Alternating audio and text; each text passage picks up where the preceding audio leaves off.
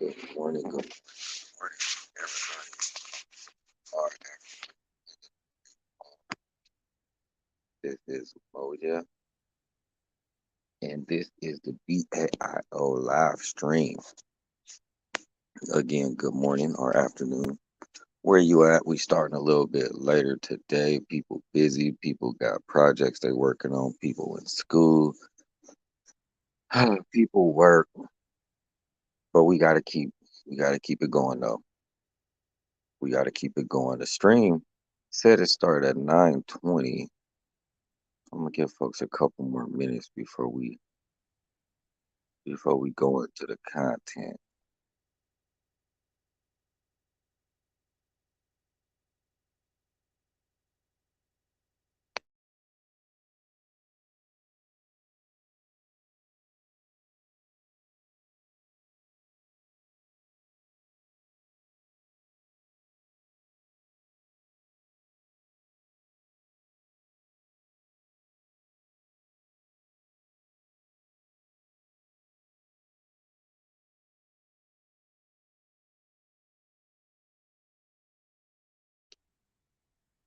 Yeah, just give folks a couple more minutes.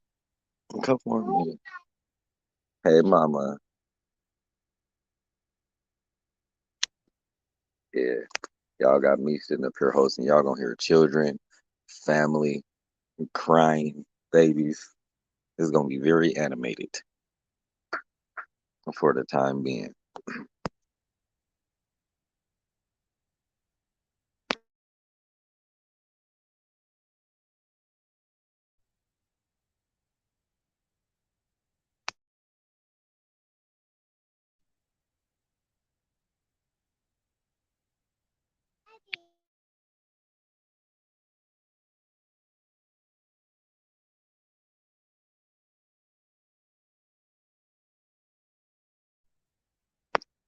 All right, my people. So today we talking about set asides versus power, and want to surround the conversation about what separates the BIO and these other cultural conscious community organizations like ADOS, FBA, and all the other ones, which is uh, obviously a good conversation to have. Excuse me, I'm really distracted. Oh, oh, can you not please? Sorry, y'all. I got my 2-year-old bouncing all over me because she don't care about my life. The definition is set aside a government contract awarded without competition to a minority-owned business. When I first read that, I was like, what is the point? What is the point of talking about that? Then I started thinking about it, and it's basically the kind of like the handout mentality that we have, or the like, um, how can I put this? How can I put this? It's it's like akin to, this is set aside for this special interest group, and in this case, it's Black folks, and then and it's just a little, like a tiny piece. It's just a tiny piece that we have set aside for you. Now all y'all go ahead and fight each other over it to see who gets it. That's kind of how I look at that. How I look at that set aside piece. Like, let's just keep on going and keep on fighting so these people would give us something, to give us these little set asides, give us these little pacifiers. Then we could then we could feel like we the special group because we getting these set asides, as opposed to coming together obviously and doing it for ourselves, which is obviously always the best way to go. Obviously. And then we talk about the definition of power, which we talk about a lot in the BIO. The definition of power being the ability to define your own reality and have others submit to your definition as if it was their own. When you read that at first, it sounds very oppressive because having power obviously can be oppressive. Sorry, y'all. Seriously, I'm really sorry. I was not I was not ready for this. I got the whole family up. But that definition of power, you know, um, the ability, the uh, the ability to define your own reality and have others submit to your definition as if it was their own. I think that's I think that's so powerful, and like you could flip it and you could look at like our lives. Like I was let me give you an example. Let me give you an example. Let's use music. I can't remember who I was talking to, but I was talking to somebody about it, and it was talking about some like alternative rock band or something. And they was like, "How do you know that?" And I was like, "Well, I kind of have to. Like, I'm in America. I grew up in states that like have a bunch of white people, so you hear their culture, you hear all their stuff, you understand who the hell Dukes of Hazard is, right? You know, you know who the Rolling Stones are, you know who the Beatles are, but you can ask like some like white people, like literally who is NWA, who was Arrested Development, who was Big Pun, and they won't know. They won't know because they don't have to. They don't have to know black culture, like none of it to still thrive and survive in this place because they have the power.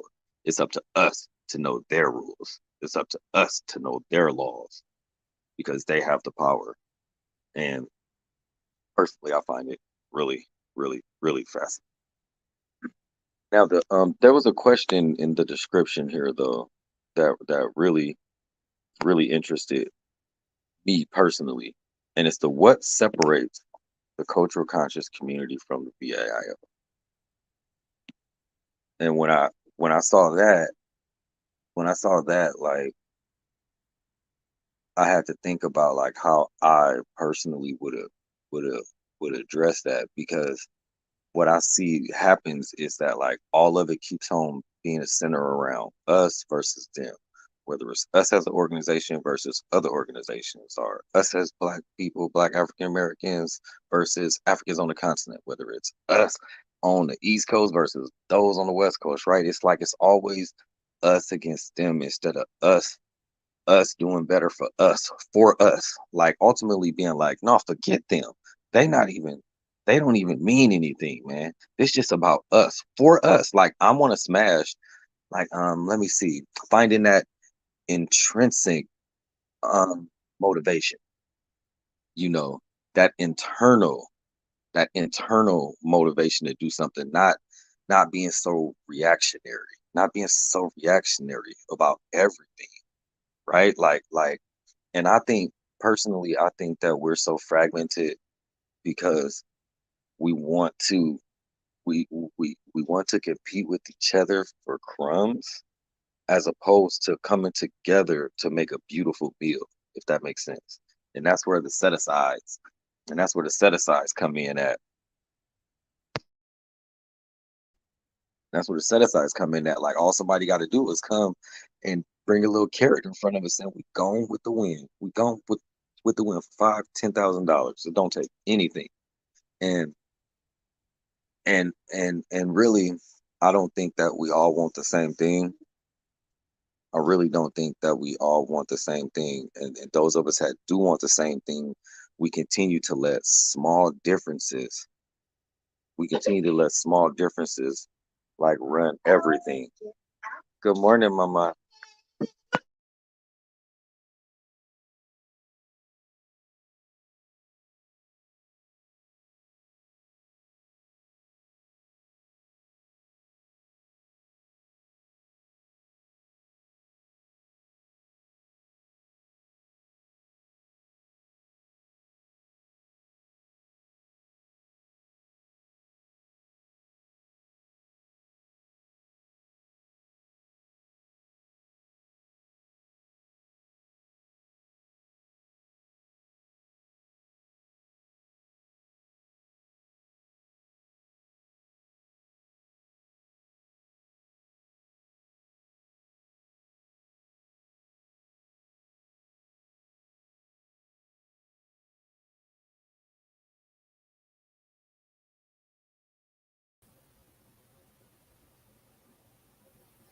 Uh-oh, looks like he ran out. So, I'm going to hold the fort until he gets back on.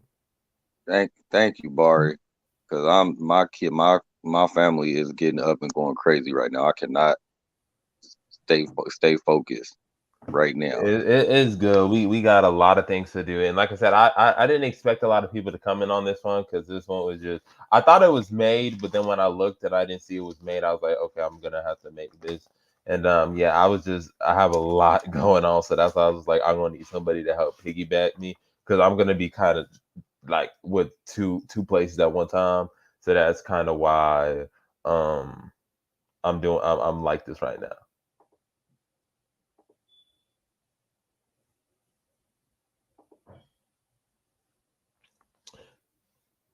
So yeah, fam. I just got in. I just got in. It's only been 11 minutes.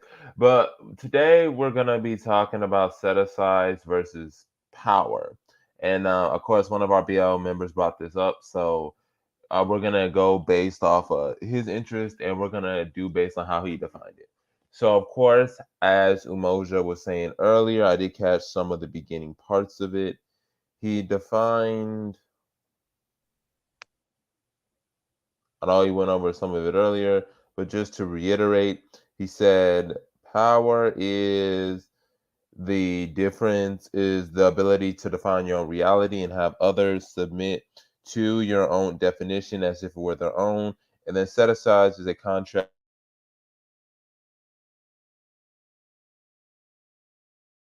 Oh. Did y'all hear my set asides versus power? Or do I need to repeat that? I think I might have to repeat that. So power is the ability to define your own reality and have others submit to your definition as if it were their own. And set asides is a government contract awarded without competition to a minority owned business.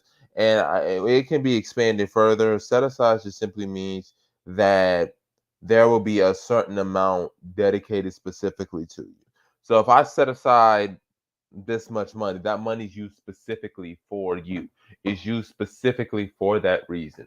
So a set aside is any specific quantity that is dedicated to a specific group, cause, etc. That's what a set aside is. And there's nothing wrong with set asides, but there's a difference between set asides and power, and there's a lot of correlation between power and set asides. In order to have set asides, you got to have power. You can't have set asides without power because in order to have set asides, you got to have leverage.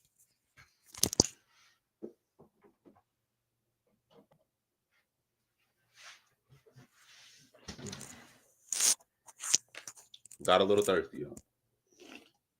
Mm. In order to have power, you got to have set aside. I mean, in order to have set asides, you got to have power because power is the ability to define your reality, but also your ability to have leverage. If you have no leverage, you don't have power.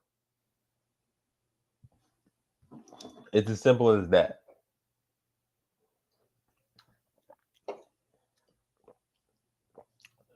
You don't have leverage, you don't have power, period. So you can't get set aside without power. Power concedes nothing without demand, as is often said. Or power only respects power.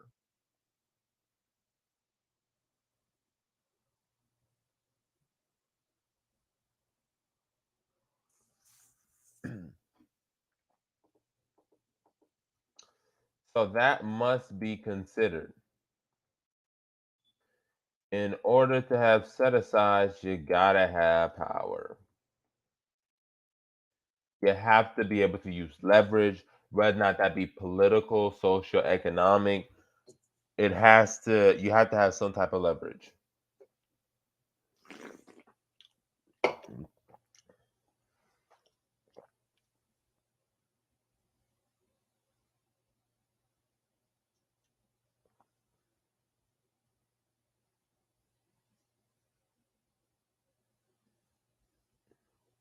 You have to have something that'll make them change. You got to have something that will make them think twice, something that they can benefit.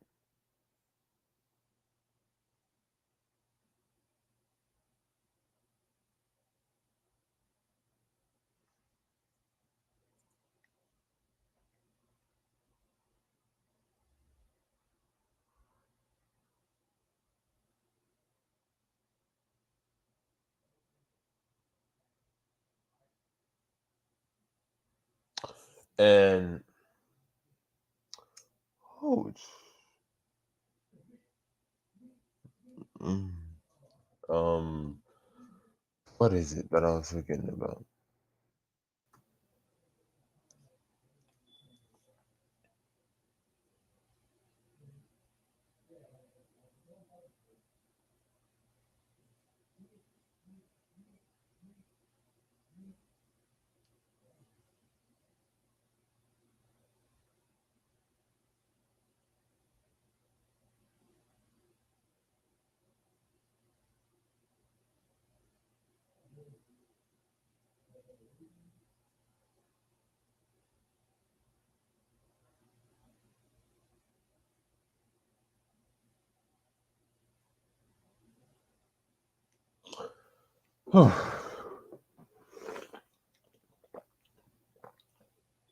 Now let's look at our situation here in the States.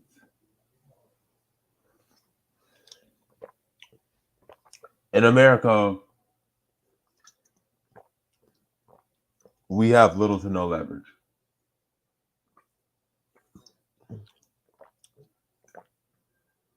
I know we like to believe we have leverage, but we don't really have a lot of leverage.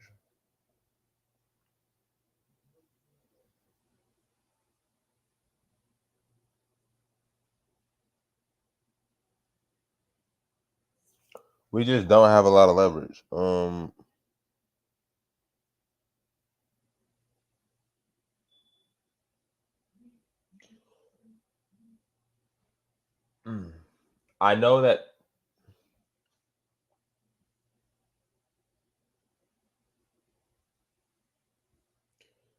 I know that people will say that we should vote or we should not vote, but the reality of it is the way the electoral system is designed, it's designed to our disadvantage. We have gerrymandering going on. We have the Supreme Court.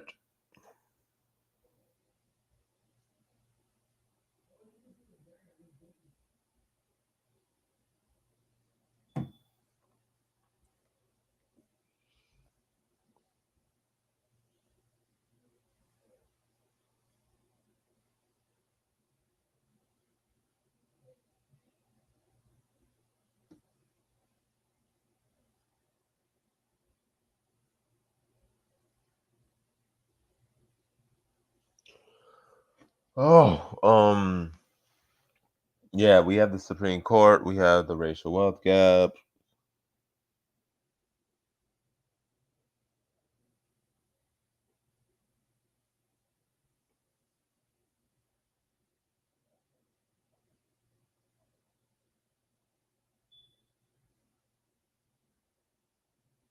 All of this contributes to us not having pretty much any leverage. I know some people will say, well, whoever votes for us. Oh, my apologies, y'all. It's just, oh my god, I'm stressed and there's a lot I got to do. So, my apologies if I'm like this right now. Um,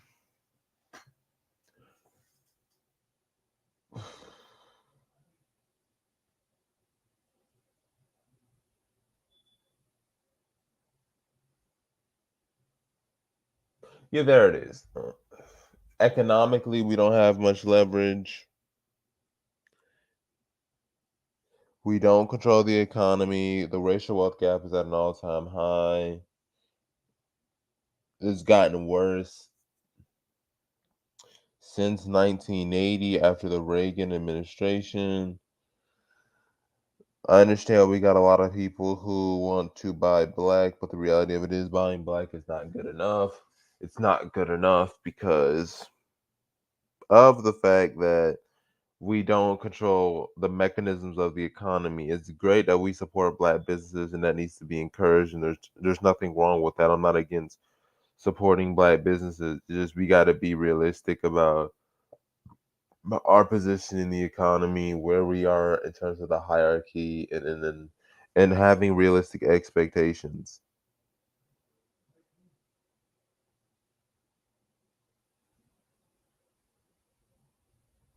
Unless you control the ins and out of the economy, you have to understand your place in the economy and adjust accordingly.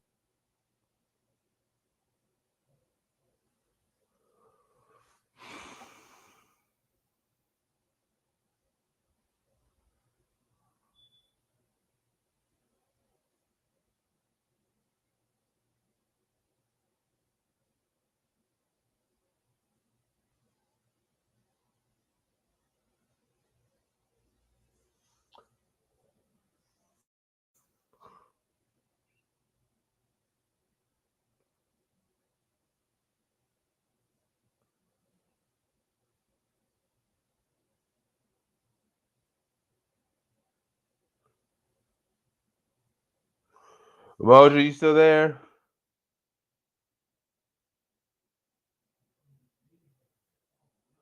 Let me keep piggybacking. Oh my. Peace, Baruti, peace.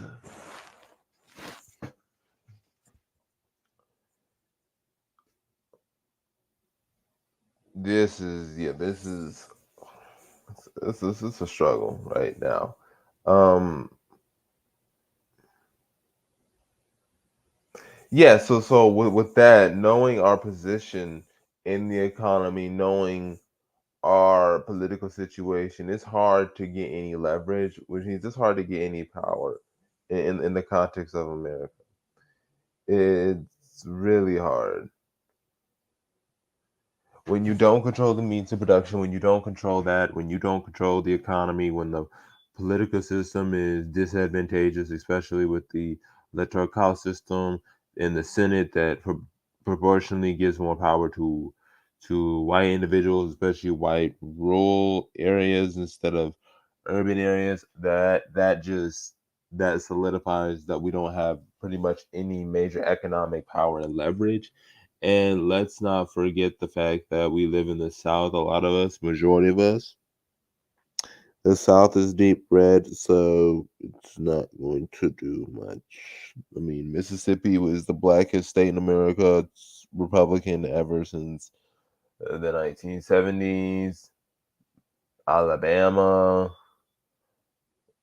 Louisiana has a Democratic governor, I think, but they have a Republican controlled Senate. Tennessee's overwhelmingly Republican. Texas is overwhelmingly Republican. South Carolina is overwhelmingly Republican. The only states that are not like that are North Carolina, Virginia, and Maryland. And Virginia only has a Republican governor, but has a Democratic Senate, in House of Representatives. North Carolina is a combination. It's really a swing state, and then Maryland, of course, is the heavily Democratic area. But within that context, we still don't have a lot of power because in most states, like I said, Mississippi, you only make up 37% of the population in Mississippi, 33% in Georgia, 30% in Maryland, 27% in South Carolina. So we don't have a huge sway in these states. It's not like if black folks don't vote, it's going to change the electoral outcome. I mean, if black folks didn't vote in Alabama, it's not going to do anything because the person who is, I think it's Tommy Tuberville, would have won either way, even if 90% of black people voted. Mississippi in Mississippi, black people unanimously vote Democrat and they still lose to the Republicans. So it's kind of like, what is this? The power of the vote? I don't understand what this power of the vote means because it's not like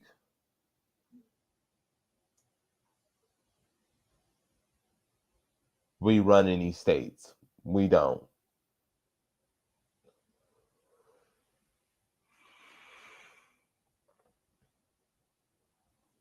This whole black people should return to the South to me is not, it doesn't do anything because let's say black people do move to the South, most of your states with the highest electoral votes are not in the South. With the exception of Texas, that's it. California, New York, well, and Florida, but Florida's more of a swing state. But in terms of electoral votes, the states with the most electoral votes by state, California is obviously the most. California has the most. Then Texas follows.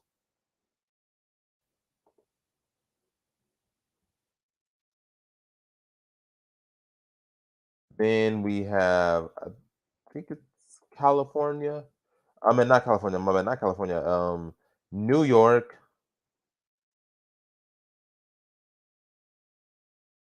Yeah, New York after Texas. Then you have Florida. Then you have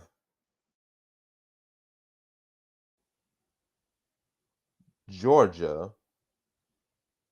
No, you have Pennsylvania, then Georgia. So, and it's not like these states. Oh, and then Illinois, of course, Illinois also has a significant amount of electoral votes. So it's a lot of these states that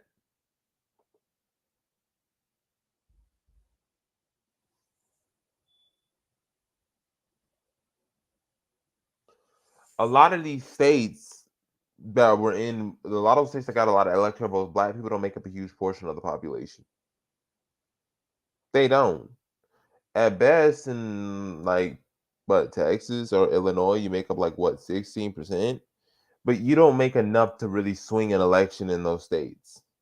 Black folks don't show up in Texas. It was not like they was gonna win Texas anyway.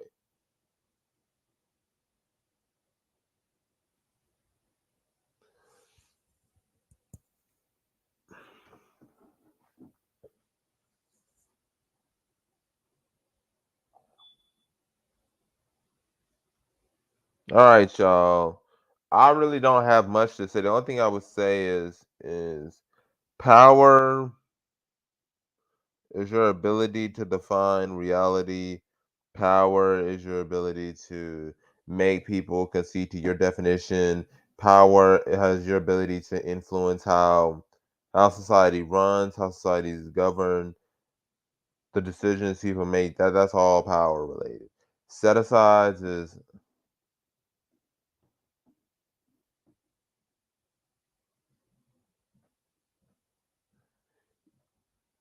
yeah, it's not beneficial. You're right. It's not beneficial from electoral votes on a national level. It's not. So I understand we want to live in a black space, but we got to be realistic. We're still going to live in America.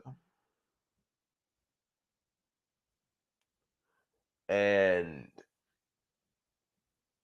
that has to be put out there. You have a black space in still racially diverse majority white country.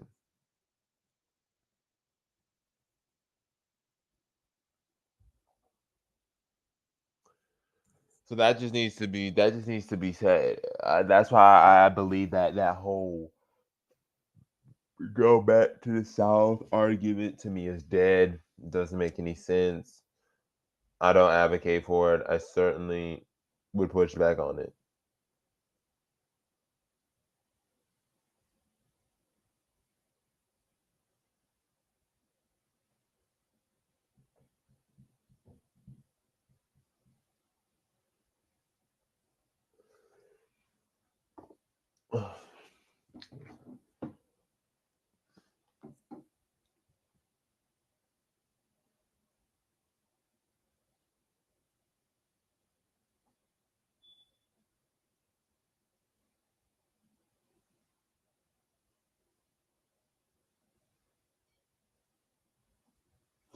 I just think that it's not an advantageous strategy. I think we just need to just go back to the drawing board and just think everything holistically. Lay everything out. We can, and lastly, I'll say we can apply the set asides versus power in terms of the situation in our community. Our community wants.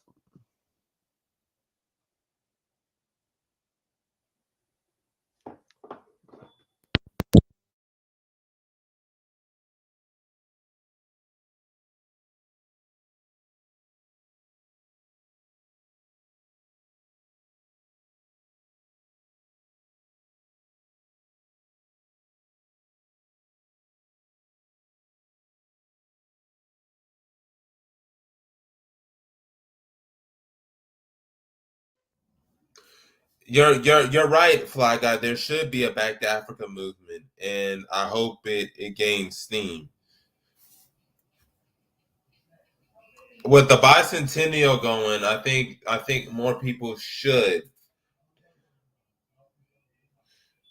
It's crazy that only Roland Martin. It's crazy only Roland Martin's gone to the Liberian bicentennial.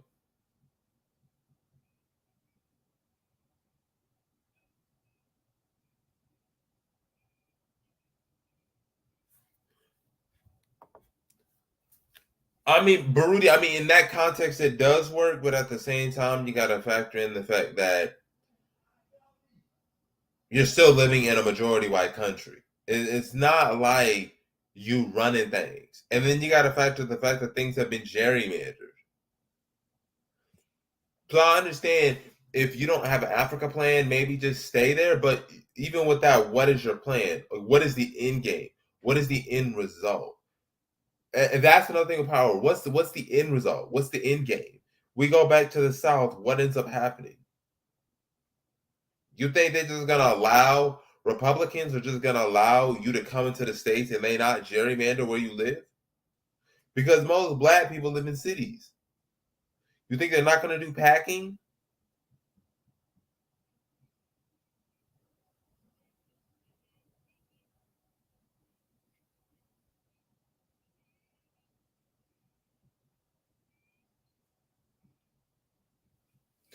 So I don't like that idea. I'm a fly guy. There should be a move back to Liberia. That's what it should be.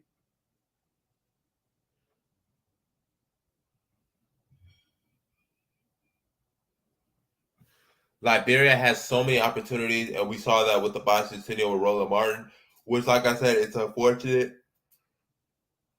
that only Roland went to the bicentennial and not nobody else. I feel that others should have at least known about it, and others should have at least tried to fix it. I mean, at least tried to go. But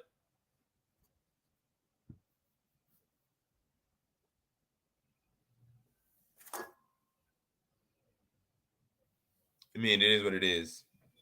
So kudos to Roland. I was watching Roland, and give credit to Roland. He put in the work. He was speaking to the mayor. He was traveling to the country.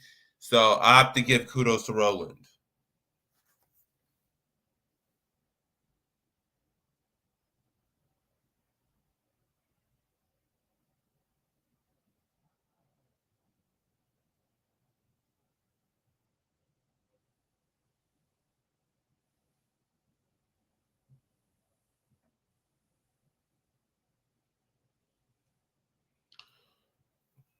He was talking about what needs to be done, what could be better, how more people can get the word out, how we need to tell our own stories.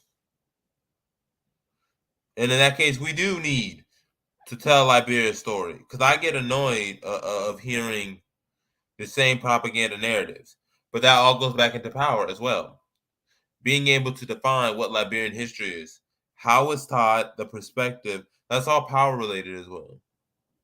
Getting set asides is not going to be enough because, yes, you can get set asides, which I don't mind. But at the end of the day, what's the game plan? What is the end result? Set asides can only take you so far. They can only take you so far. And Expectations, like I said, need to be adjusted. Thinking you're gonna get set aside and it's gonna be kumbaya is delusional.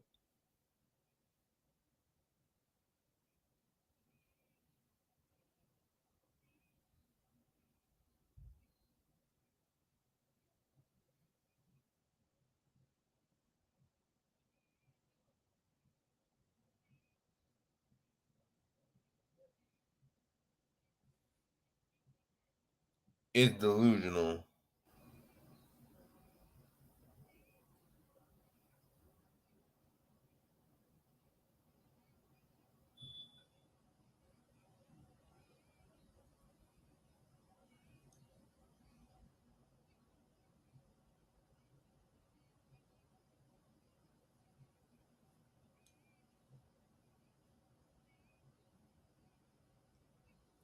So, all in all, set aside is good as a temporary solution.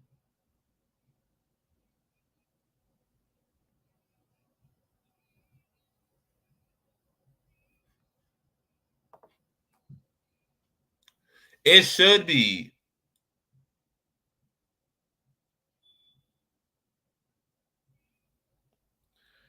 I mean, we act like Liberia doesn't exist.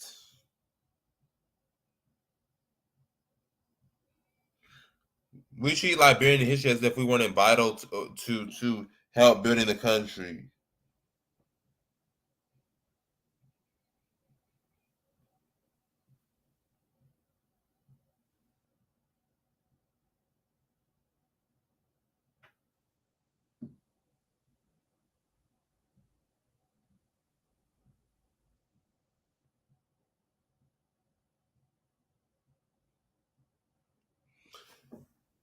Anybody want to come on? I don't really have much else to say. This one was gonna be fairly short. I really don't have much else to say. I'm a little bit exhausted.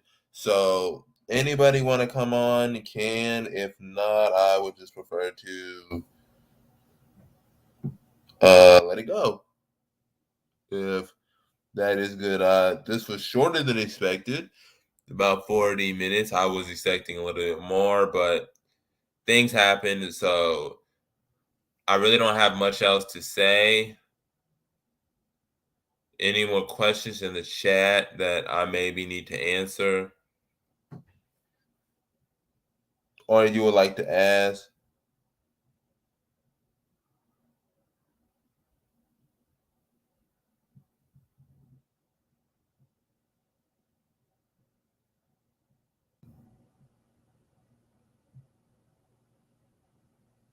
Oh, emoji, you back? Because I was about to end the live stream. I really was, because I really ain't got much else to say. I've said my point, and I've sort of made my points clear.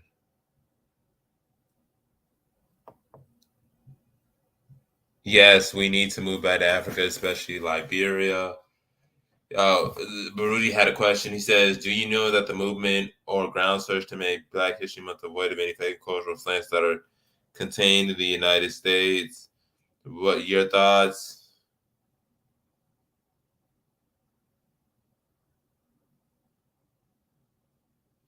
My thoughts about it.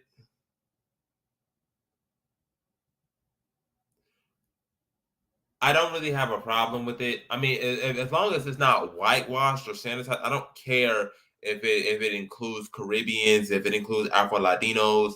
I really don't care, because the reality of it is, it was referred to as, originally by Carter G. Woodson, as Negro History Month or Negro History Week first. But the reality of it is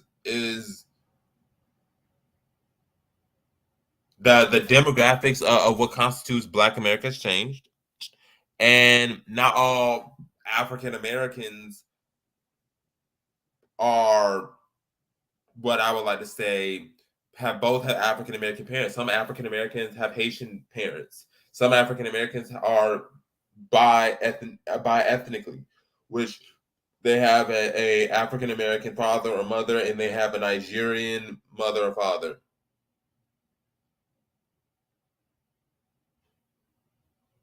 So that's my only issue. If it's sanitized and whitewashing, yeah, I got a problem. But if it includes Afro Latinos, Afro Caribbeans, I don't mind because I celebrate African History Month, or I celebrate that. I celebrate the African Independence Days. I have no problem. No problem. My thing, my thing. Can y'all hear me? I can hear you. Okay, because my audio is struggling right now. I don't know what's going on.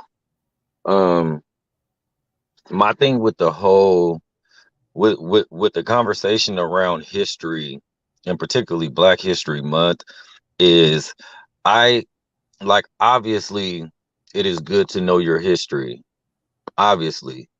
However, I don't even think that you could say to, like, the saying, those who don't know history are doomed to repeat it, or something like that. Like, I can't even give us that credit. Like, seriously, it's like we like laud at history like it's this beautiful, beautiful thing. And then when it's like, okay, y'all, now what about the future? There's no conversation. We don't want to talk about we don't want to talk about, well, this history was created by people doing things in that time, projecting for what they wanted the future to look like. That's why we talk about these people in terms of history. So now, fast forward it to 2022, if we can. What are we doing to secure a good future? Because if we just want to keep talking about MLK in 2075, I'm not with y'all. I literally divorced from the race if that's the plan. If the plan is for 2000, literally in 2050 to still be putting Harriet Tubman and still talking about putting a black woman on a $20 bill and stuff like that, if that's enough to keep us okay and feeling comfortable and content, I divorce myself from the race. I said right here on a live stream, y'all could quote me, take it to court, and everything else. This is my issue. We love history so much. We love to talk about it. We love to seem like we're this super intelligent, hyper intelligent person or group or something when we talk about the history and all these details. I promise you, y'all, that shit ain't gonna get us nowhere in the future. We're not gonna be able to go somewhere and say we need these natural resources because the history and blah blah blah. I don't like give a damn about your history. What about your future? And the future looks so dark. I personally am concerned about the future. I literally don't care about the history. And when I say that, only thing people is going to hear is he don't care about history. Well, we need his. Obviously, I don't mean like that. But I promise you, y'all, we have enough historians. I swear to you, we do. We have enough quote unquote master teachers, quote unquote master scholars. What about the future? What about the future, man? What are we doing to secure the future together? Together, because everybody talk about the history, and that's why we got all these different groups: FBA, ADOS, BAIO, African American, Afro Latin, all the history. Let's just keep us. What about what do our future look like together going forward? And if we be honest, we don't have anything to talk about. Therefore, we grab onto history because we could talk about history. We could talk about how we got beat down and then overcame, and then beat down again, and then overcame, and then beat down again. So, what does the future look like? You guessed it, getting beat down to overcome, get beat down to overcome, and still be at the bottom of the totem pole. And that's not where I want to be personally. Personally, that's not where I want to be personally and for my people. And if my people don't see that, then maybe I'm with the wrong people. Like, seriously, maybe I'm with the wrong people. You ain't gonna find me sitting up there coattailing, hanging. Look at us, we getting our ass whooped, but we still here like roaches. Yay! Nah, man, a roach is still a roach. Damn it. Okay, that's my soapbox. Sorry. No, you good. You good. I needed that energy because I was about to turn off this live because I was getting exhausted and I really didn't have much to talk about. You can go see in the earlier live. I'm talking like drowsy and I'm all over the place. So I need a little bit of energy at least. Sandmore said, I would like to know if it's possible to have dual citizenship and be allowed to freely go back to the U.S. Yes, the U.S. recognizes dual citizenship with any country. So, I mean, if you're a dual citizen, you can go back and forth. That's not really an issue. But to add to your point, or to elaborate on it, is I love talking about history. History is fun, history is great, but at the same time I'm not naive into I use history to help shape the future. I know that history happened, but I use history as an inspiration to build a better future. So I you see the Back to Africa movement, see that they maybe didn't go as planned. And so that motivates me to try to complete their dreams, motivate me to try to how can we build that nation that they dreamed of. I always turn history into something that motivates me in the future to do better, because you can't change the past. Nothing I'm going to do is going to change the past. So the stuff can't be undone. The best thing we can do is speak for them and do it with our actions. And I think that that mindset has to be delivered. Yeah. See, Baruti, with the question like you have there, I feel very strongly that we waste time. We literally waste time with stuff that doesn't matter. Like, like in what universe does this matter in terms of the future of our people? This is what I'm talking about. Like, if we was like had a big meeting, if we had a big meeting and I was in control of, let's say, security or something like that, just keeping things in order, right? And this question came up and some people start saying, mind you, we're in a room full of the black rainbow, right? Full of the African rainbow, from light skin to damn near purple, right? Everybody there. And some people start arguing about what you just said. I promise you, I will say them, they have to go, because we're here to talk about our future as a people, not to talk about who we identify as. Like, like if that's the question that we want to talk about, there's another group for you. I hope I'm No, making sense when I I say that. understand. I Hang on. understand. Let, I let, understand. let me finish my thought though. Let me finish my thought though. Cause I'm not just trying to say that these people don't matter. What I'm saying, for what we're doing, that shit don't matter, man. Like, if you in a group talking about we're trying to develop a nation in Liberia, we have the land, we have everything specific. And if you come in here saying, well, wait a minute, well, who's the black? Well, how do we know who's black? Okay, you need to go to a different group to figure that out. If that don't make sense, I swear, man, I don't know. I think I'm talking to some people who we need to be making like subgroups. We need to make subgroups to where, like, okay, if you're still trying to figure out where your roots are, and if you're FBA or something like that, this is the group. But when you're ready to talk about building and going and actually doing this stuff, we don't need to be still talking about who are we, man. Like, seriously, that's so Actually, elementary. you just answered your question. Then we need subgroups within our organization if that's the case. Which is why I don't have a problem with that, because once you divided things into smaller pieces and everybody knows their role and everybody knows where they can go to get things, it's a much free flowing. When you're kind of jacking of all trades, it of course is going to be very difficult. So I understand your point. We do need to focus on the future, absolutely, but you can't focus on the future if you don't have an identity. If you don't have an identity as to who you are, you can't prepare for the future, because I don't even know what I want. I don't even know what's my purpose. I don't even know why I'm here. So I do get what you're saying. We need to focus on our future, but to a certain degree, Baruti's right. You gotta know who you are, Right. because who you are is gonna ultimately decide Follow me, how our Jabari. future is gonna Follow be. me, Jabari. This is what I'm saying though. The BAIO is not the group that you come to find out who you are. That's what I'm saying. The BA, Black African Infrastructure Organization, is an organization saying that we are trying to build a nation in the country of Liberia. Period.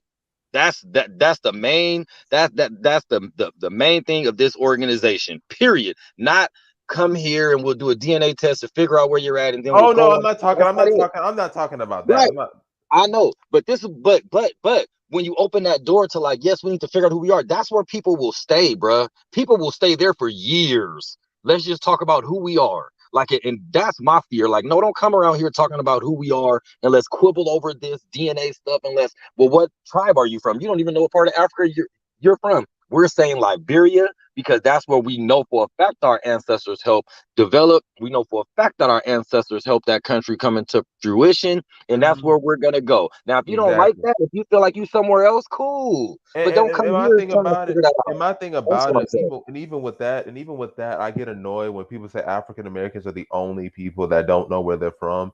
It's like you got Afro Latinos that don't know where they come from. There are Africans on the continent that don't know where they come from because Liberia is a prime example of that. African captives were supposed to be sold into slavery in the Western Hemisphere, but they never got sold into slavery. But they didn't come from Liberia. They came from the Congo. They came from Angola. They came from Gabon. But yet they live in Liberia. They don't know where they're from. All they know is they were supposed to be captured and sent to the Americas, but didn't. Instead, they stayed in Africa. So what do you say to that person? Are they don't know where they technically from? They just happen to be there. So Right, I don't like that whole we're the only people that don't know who we are. right, It's yeah, really it's one of the things that the problem is when it comes to identity, it's important to know who you are, yes. But the thing about identity is not rigid. Identity is very fluid. exactly. It's Exactly. You just kind of touched on kind of like what I was gonna like mention, right? Like, okay, let's say if somebody you don't know where you're from. Another fascinating thing about us is that like you do a DNA test on us, we literally a whole bunch of different regions of Africa. It's not like it's gonna be like you're 98% Sierra Leone, you're 87.7% Kenyan. Like that's like rare. It's just more often you're like 30% this, 30% that, then you're 10 of this and 10 of that. So we have a whole bunch of stuff in us. Now, when saying that we can identify with whatever we want to, like popular culture have made that official. We can be whoever we want to be. We can identify with whoever we want to. So if you're confused, but you know that your spirit is saying that you're African and that you want to go home to Africa, you can say, okay, I'm Liberian. Who's going to tell you that you're not? mm-hmm, You know what I'm saying? Like mm-hmm. we like to kind of complicate things and be super deep, and it's like it's not that deep. The deep part is about securing a future for our people, for our children and our children's children. That is the only goal here, people. The goal is not to figure out like unless that's your personal goal. That's fine. And the thing about it That's is, fine. I don't, and to me, when I think about identity, I don't think too much about what tribe. I could care less. Like I haven't taken a DNA test, not because I don't want to know. I just don't care. It's not Right. a do or die thing for me. For me, it's kind of like, okay, I know I'm African. I know I come from West and Central Africa, Liberia, Sierra Leone, Congo. Yep. That I know, particularly those regions. It may not be exactly that, but it's around that region, so I'm close enough. But the reality of it is, I define identity as what does it mean as to be African? What does it mean? Who are we? When I mean by Mhm. who are we, I mean are we a collective? Are we selfless? Are we sympathetic? Are we compassionate? Are we humble? I'm thinking of quality that actually functions as a team, functions as a unit. That's what I mean by identity. I don't really care about what tribe and even the word tribe is Right. something. Right. I don't care about what ethnic group you come from. I Right. care about what does when identity comes in, what does that mean outside of it? Because you can say you're Yoruba, but what does Yoruba mean? What does that mean to be Yoruba? Exactly. Exactly. I feel that. I feel that. Because anybody can say they're Yoruba, but what does that mean? If I were to ask you, what does being Yoruba mean? You would what? Eating the food, learning the language. Because by very definition of that, anybody can be Yoruba. I can learn how to speak the Yoruba language, eat food, worship Yoruba religion. I could easily do that. And again, too, when we like ask the question, like how we talking about. Yeah, sorry, mom, I was in your car. Have a good day. See you later.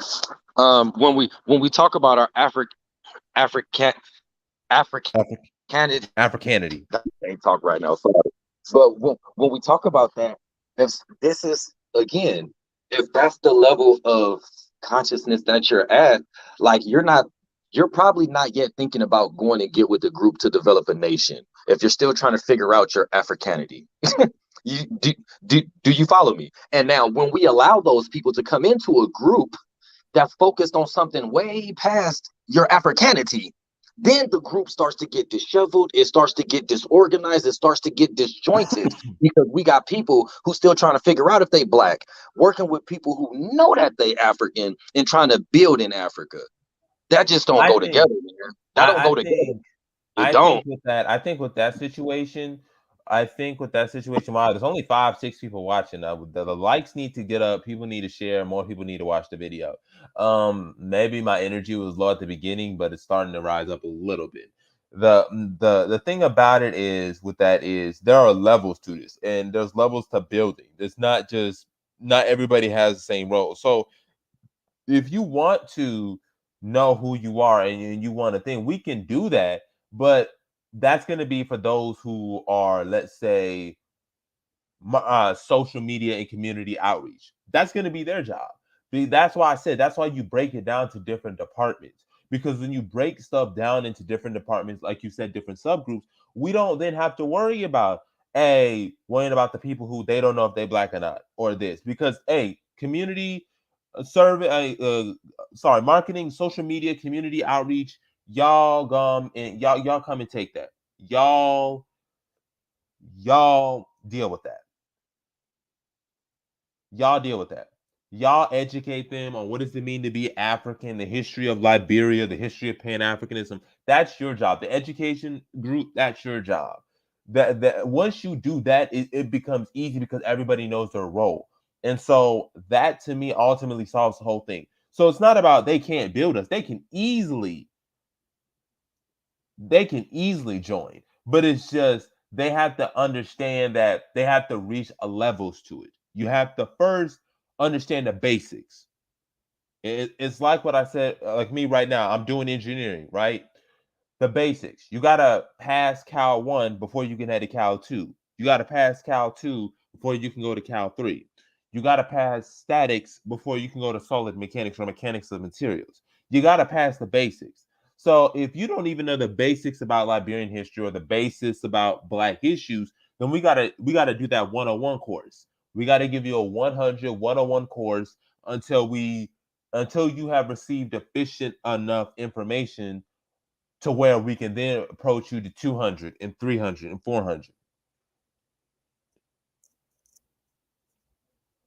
Because for us, and that's why for me, I always come from a leadership position. I come from a leadership position and an educational position because I already know this. So my level is going to be higher up. So the way that I see things and the way that I see myself in an organization is going to be different than somebody who they want to join and they have similar sentiments. They just may not be able to put it in words, or they may not be as well versed as me.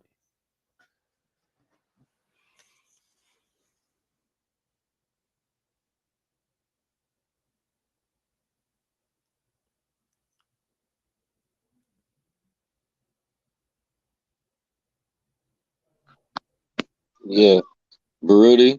It's not that I rejected the opportunity. I just don't see. I don't see. I really, really, really have a hard time trying to see how the question, what is being African, right? In terms of that being a BIAO pursuit, I don't believe that that is. It's trying to tell somebody what is being African. Like I personally don't. Now I could be wrong, but I don't see anywhere where we trying to teach people what is being African. We don't know. Africa is huge. Like it ain't no one way to be African, right? Like Africa is huge. It is no what is being African. No, you could say what is like in Tanzania, what is like in Liberia, what is like in South Africa, what is like in Nigeria. There's no one way to be African. And Yeah, again, I think we go down these rabbit holes. That's not the point, man. The it's point, universalism. I mean, right? you That's can the have thing, universalism, but the thing about it is there's no homogenization. right? We're trying to make a nation of our own. That's going to be our own country within Africa. That nation is going to be different than the rest of Africa, probably, right? The people is going to end up being different. The culture is going to be different. Like Africa is not just one thing, and I know that we know that. And again, talking about what it is to be African is not the goal, man. The goal is, where's the engineers? Where's the land surveyors? Where's the boots on the ground? Like, moving forward, we trying to start from, like, okay, what does it mean to be black in America? Okay, what does it mean to be African? What is, like, what the hell? That's like, no, That that's that just that me though. Yeah, That's just I me. understand your perspective. I understand your perspective, but I do understand where Baruti's coming from because in order to motivate people to come to the continent, they got to have some feeling of identity to what you're talking about. That's why when you look at the great movements in history, what galvanized people to go to Garvey was, yeah, he was for nationhood, but they felt they could identify with him. There was an identity Can I that say a they held. correction? Let me Yeah. make a correction there. Let me make a correction there. That is not what motivated people. Was that they knew damn well that this place wasn't home. They knew who their enemy was. That's what made the message so sweet. It wasn't anything special about him at No, all. it was. It was It the was time. because it Follow me. was. Let me finish my statement, please, please. Yeah. But the time, everybody knew who the enemy was. Everybody knew that you wasn't welcome here. That was the main thing. It was hot, just like in the 60s. That's why all that Black Panther and revolutionary stuff was so popular, because everybody knew who the enemy was. Now, no, no, no, no, no. Now we're confused. We think that we're welcome here. We think that we are American. We think that we are part of the fabric that keeps this country running together for the betterment of the world. That's the truth. We're confused now. Now you got people saying, I'm fine here. Why do I want to go to a second, third world country and blah blah blah blah blah? That's the problem. People don't understand that they're not at home in the West. That's The my reason belief more than the I person. understand, I understand, I understand, I understand that's your belief. I understand. I understand where you're coming from. The reason why I brought up Garvey was because the thing about it was after Garvey got deported, the whole movement collapsed. That's why I said What's up? in particular. That's why for me I said Garvey people identifying with him because the thing about it is if his movement was strong, it would have been there regardless. It would have been like, listen, Garvey gone. Okay, who cares? We Mm-hmm. all gonna continue his legacy.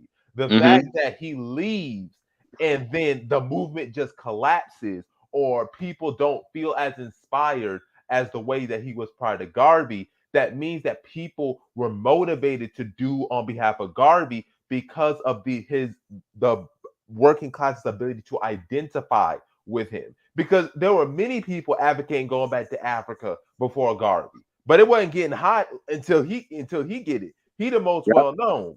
So that part of identification does matter because when you can identify with something, it mobilizes me to then do it. Because let's say, for example, Umoja, and of course Ronnie can speak to this, but let's say Umoja, we want to encourage black surveyors, black engineers to come to Liberia to develop the country, knowing that they're not going to get a high paying salary compared to America, right?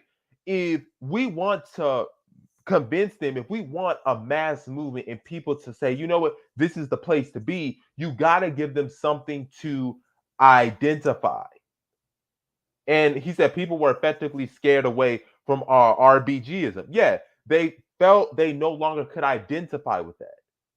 So that's why I understand Baruti's point. I don't want to get too caught up in that. I understand your point, but at the same time, I understand what Baruti's saying. Both of y'all are making good points, and it just needs to be blended. It just needs to be merged together.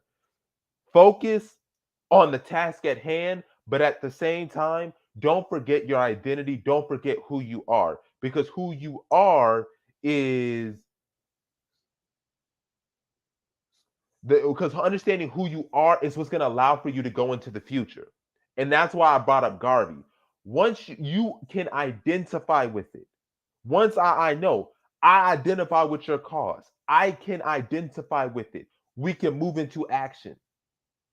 I'm not going to move into action when I can't even see myself there. I can't even feel like I'm a part of this movement. I don't see myself. Right. That's why I go into the spiritualism and like getting your spirit up, because once I get you pumped up and you can identify, oh, it's easy. Nationhood is easy Bar. from then on. Bar. Bar. Let me say this, because I got to call a little bit of BS, right? You if you are a human past the age of 12 and you see the police just pull out the car and shoot little 12-year-old Tamir Rice and kill him, and you don't identify with that, something's wrong with you. If you a human and you pass the age of 17 and you see the little Trayvon Martin get killed with his hoodie and Skittles, and you just see him killed, no justice, and you don't identify with that, then something wrong. See, me personally, I just don't. I just don't. Now we like to say that we need both. We need both. We need both. But when it comes down to it, the smashing part, we always put that on the back burner and say, no, we need to do the pussyfoot stuff. We need both of these things, and then we could splice that with some black power stuff and everything else. But the black power stuff literally never happens. We always put that part on the back burner, I, and we go pussyfooting, and we go pussyfooting, trying to make Umoja, people feel comfortable. Like if in Umoja, 2022, Umoja. let me finish my thought, sir. Let me finish my thought, please. All right, When because I try to do well at letting people finish their thoughts all before I right, like jump yeah. in. My whole point is in 2022, if you are still confused, then me, see, I'm talking about me. I'm not speaking as an organization, right? I'm talking about me because there was a point where it was, I feel, my calling to be more of the teacher, more of the bring you to yourself, more of the black history, more of the black power and all that stuff and feel good. I was great at that.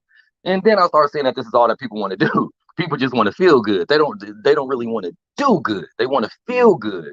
And I'm like, nah, man, if you still don't get it, for me, that's not my mission. And that's why when I hear it, I'm like, stop it, stop it. People understand exactly who they are. People understand exactly where they are, and people understand exactly what's going to happen to them in the future if they stay here. They have they have made peace with this. So we should just let them, let them, let them have peace with that. That's just me, though. That's just me.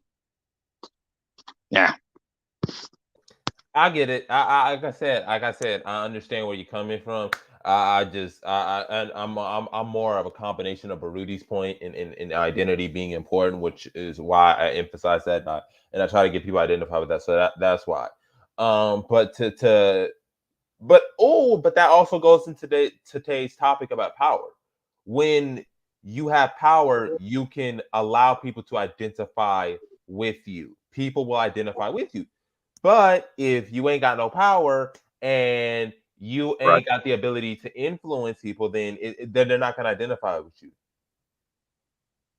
See, Bang, and bang. that's the point that I was trying to get. That's why you have to highlight specific histories in order to evoke specific emotions and motivations among people, meaning effective, practical liberation movements. And that's why I'm very selective in who I celebrate, and that is an important thing. And Man, uh, say that. that's why I'm very selective. That's why you'll never see me put on MLK shirt or quote MLK a lot. Rarely, if ever. You won't ever hear me talk about Frederick Douglass, even if what is the 4th of July to the slave. I don't quote him as much as I would quote Martin Delaney or quote Amy Jock Garvey or Amy Asher Garvey. Why? Because people will start to identify with you if the people that you look up to are what you truly believe in. You can't say you're on some black militant, not black militant. Let's take away that. You can't say you are a black person who believes in independence and nationhood, but you will quote somebody like Frederick Douglass, who literally said, "Why should black people leave America? America is the greatest country on the planet." This was the same dude, Frederick Douglass, that said, "I thank God I wake up as a man." Martin Delaney wakes up every day thanking God he's a black man. That's the dude y'all gonna put on a pedestal? See, that's why for me, I make it very clear who we need to celebrate because that determines what people are gonna identify with, but also power. The ability for us to then control the education system, dictate what needs to be taught. Because like homeboy said about highlighting specific histories, once you highlight the Back to Africa movements and you highlight the energy that was going on, the fever that was going on, and you highlight this bicentennial, it gets people pumped up. Same thing with this Liberia trip we're going to do. When this Liberia trip happens, I'm gonna be evoking that history and evoking that identity, because once that happens, you're gonna be motivated because you can see it. But that's me. We all got different perspectives. So for me in this situation, we're all going towards the same goal. Our outlook may be different, and that's just not your mojo. So I'm not gonna say that you should focus on that. That's just a consideration. But like I said, that goes into power. The ability to identify, the ability to shape identity, to the ability to shape character, pride. All of that comes in with power. It's the same thing what I was talking about earlier. In order to get set asides, you got to have leverage. You got to have power. You can't get no power if you ain't got no leverage. What leverage you got in America? Economic, politically, socially, what do you have? You don't run anything. You don't own anything. Biases ever, what leverage do you have? But that's me. Ronan, you on here, so I'm gonna let you get on. If he can. Hey, can you hear me? Yeah, we can. Yeah, you both of you are making valid points. I understand where Moses coming from because I feel that same way, and I understand where you're coming from as well, Jabari. You know, I've said before, when it comes to power with black folks in America are not interested in the power. They're fascinated by the concept of it. You know, the same way that cavemen were fascinated by fire when they first saw it. So cavemen understood they saw fire, they used to cultivate it to cook the food. The animals they hunt, they would take that food and cook it. Black folks here are more interested in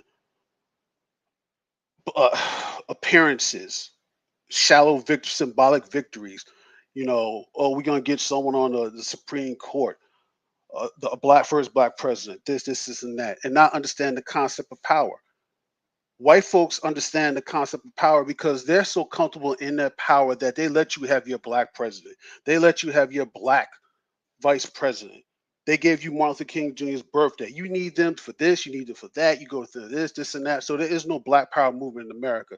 That's a myth because you can't sit here. You listen to these people going here. You go on Sirius XM Radio, Urban View, talking about this truth to power, black this, black this, black this, all this other bullshit, and yet you got to go and then white folks are this, white folks are that, white folks are this, white folks are that, and yet you're going to them asking them to co-sign your black power movement so you can get this, you can get that, and that shows weakness. Period. That's how I'm seeing it. Yeah, another thing with black folks don't seem to understand within the black community, black folks don't understand, not true to who they understand who they really are. I know exactly what type of person I am, and I'm giving information about myself I normally wouldn't give. I know what type of person I am. I know if someone steps to me with the intent to harm me, I'm sending his ass to the goddamn emergency room. That's what type of person I am. I'm doing it because in my mind, that's right. You step to me, you're going to the emergency room. Does it work for everyone else? No, it works for me. Black History Month is a celebration of struggling, oppression. It's not winning. If you're a sports, I come from a sports background.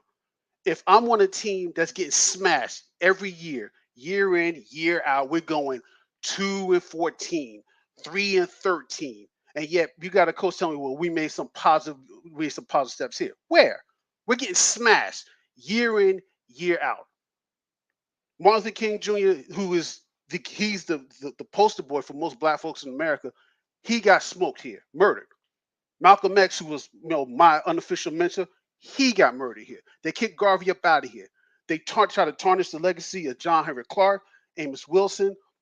You never hear him talk about Martin Delaney. You never hear him talk about any of these people. So they put forth King. They put forth Frederick Douglass. All these people. Yeah, and I can understand where King was coming. He thought the best thing for his people was assimilate into society, but he told Harry Belafonte Jr., "I feared I integrated my people into a burning house." When are black folks going to understand that we need to win, period? And from the aspect what Brody's talking about being African, you can do that after we establish a nation state in Liberia, because for me that's the win. And then everyone else sees that, because black folks are just like Lakers fans, they're just like Cowboys fans, they're bandwagon hoppers. They see that that comes into fruition. Oh, then they're like, wait a minute, these brothers and sisters actually did it. I want to be on that team. Because the team that they're on, I don't want to be in the team that they're on. Because that team that they're on, I know you like this team, Jabbar. They're the goddamn Detroit Lions. I don't want to be in that team. I want to be in a team that hoists the trophy every year. I want to be on I the mean, no, I team mean he's that's not. I mean, he's constantly not on like the. it's like yeah. As much as I love the Detroit Lions, I know like I tune into other teams. Why? Because they don't win as much, and it's not. You can still be a fan, but you gotta be aware. Like you gotta know where your team's going. Now, at least we ain't like Cowboys fans. At least we ain't like Cowboys fans. Oh my goodness, Cowboys fans said they're gonna win the Super Bowl every year, and they don't even get past the first round. I'm just looking at it. I root for Dallas, but I go from a different era. I saw them win, so where I'm at, whatever. But black folks, it's like But the refreshing. point is, Yeah, I get the point you're saying. a poorly run franchise. Ownership is bad. Front office is bad. The coaching is bad. You got all these talented players. So you look at the BIO and people who think in the same mindset as the BIO. We're out there on the field. We're not getting the proper. Where's the utilization? Where are we getting? We're not getting anything from the coaching staff. You're not getting anything from front office. You're not getting anything from ownership. And you know what? In this case, the players with the BIOs like, you know what? We don't want to be a part of this. Guess what? We're going to start our own league, and we'll appoint our own leadership, have our own owners, our own coaches, our own front office, and we'll build from the ground up, and we'll show you how to run a league properly. And I have no problems with that. But to celebrate, I Right. mean, if you listen to people, like I talk about the woke bots. That's what I call them, because they're robots. They're woke bots. They the same talking points, the same nonsense. What are they talking about? What this is like Mona said. We are in 2022. My daughter is 24 years old. I'm having discussions with my daughter, the same discussions that I used to have with both of my parents who were passed. I used to hear this when I was 17. I heard it when I was 10. All this other stuff. There, you got people running around telling you that. Here's another one. You have woke bots out here telling you that, well, our power is our right to vote. They don't want us to vote. The right to vote is the I Infinity just, Gauntlet. I brought that up earlier. I brought that up earlier about the electoral cost system. It disadvantages black votes. Like black folks. Black folks say, well, we just want to vote for the Democratic Party. And my response is most black folks live in the South. The South is already majority Republican. You voting is not going to change the outcome. Republicans are still going to win. So it doesn't matter. You act like if we just vote in mass that we're going to flip it blue when we don't even. Ronan, Mississippi is the blackest state in America. 40% of the population is black. About 40% is black. And about 55% of the population is white. And black folks, there has never been a black governor in Mississippi ever.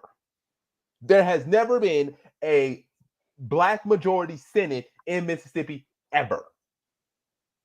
Yeah, true. So That right there. what is this power to vote gonna do? I have What is no that? idea. I mean, What, I just listen. When people say that to me, and people get mad. You be like, well, how could you say that? Or the argument, your ancestors died for the right to vote. They died because white folks let you know that see, they can see, kill see, you for see, whenever they see, want. They can put Ronan, your head on a pike. see, That's what they Ronan. do. That's the see. This is the thing with power, and that's the thing such important. That's why the same thing what I do in my Liberia videos. You got to change that narrative because the people only know that narrative. They think that our ancestors died for the right to vote because that's the only thing they've been taught about themselves, right? When I True. make it, when I say, hey, no, bro, our ancestors didn't do that. Our ancestors were fighting for independence and freedom. Look at Cyril Briggs, who was the founder of the African Blood Brotherhood. Then everything starts to change.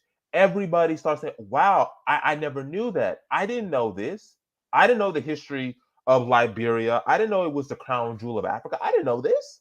This is something new. This is something I'm going to consider. But when you've only been taught one thing, it's like that famous phrase, Ronan. When you think like a hammer, everything's a nail. And that's our mindset.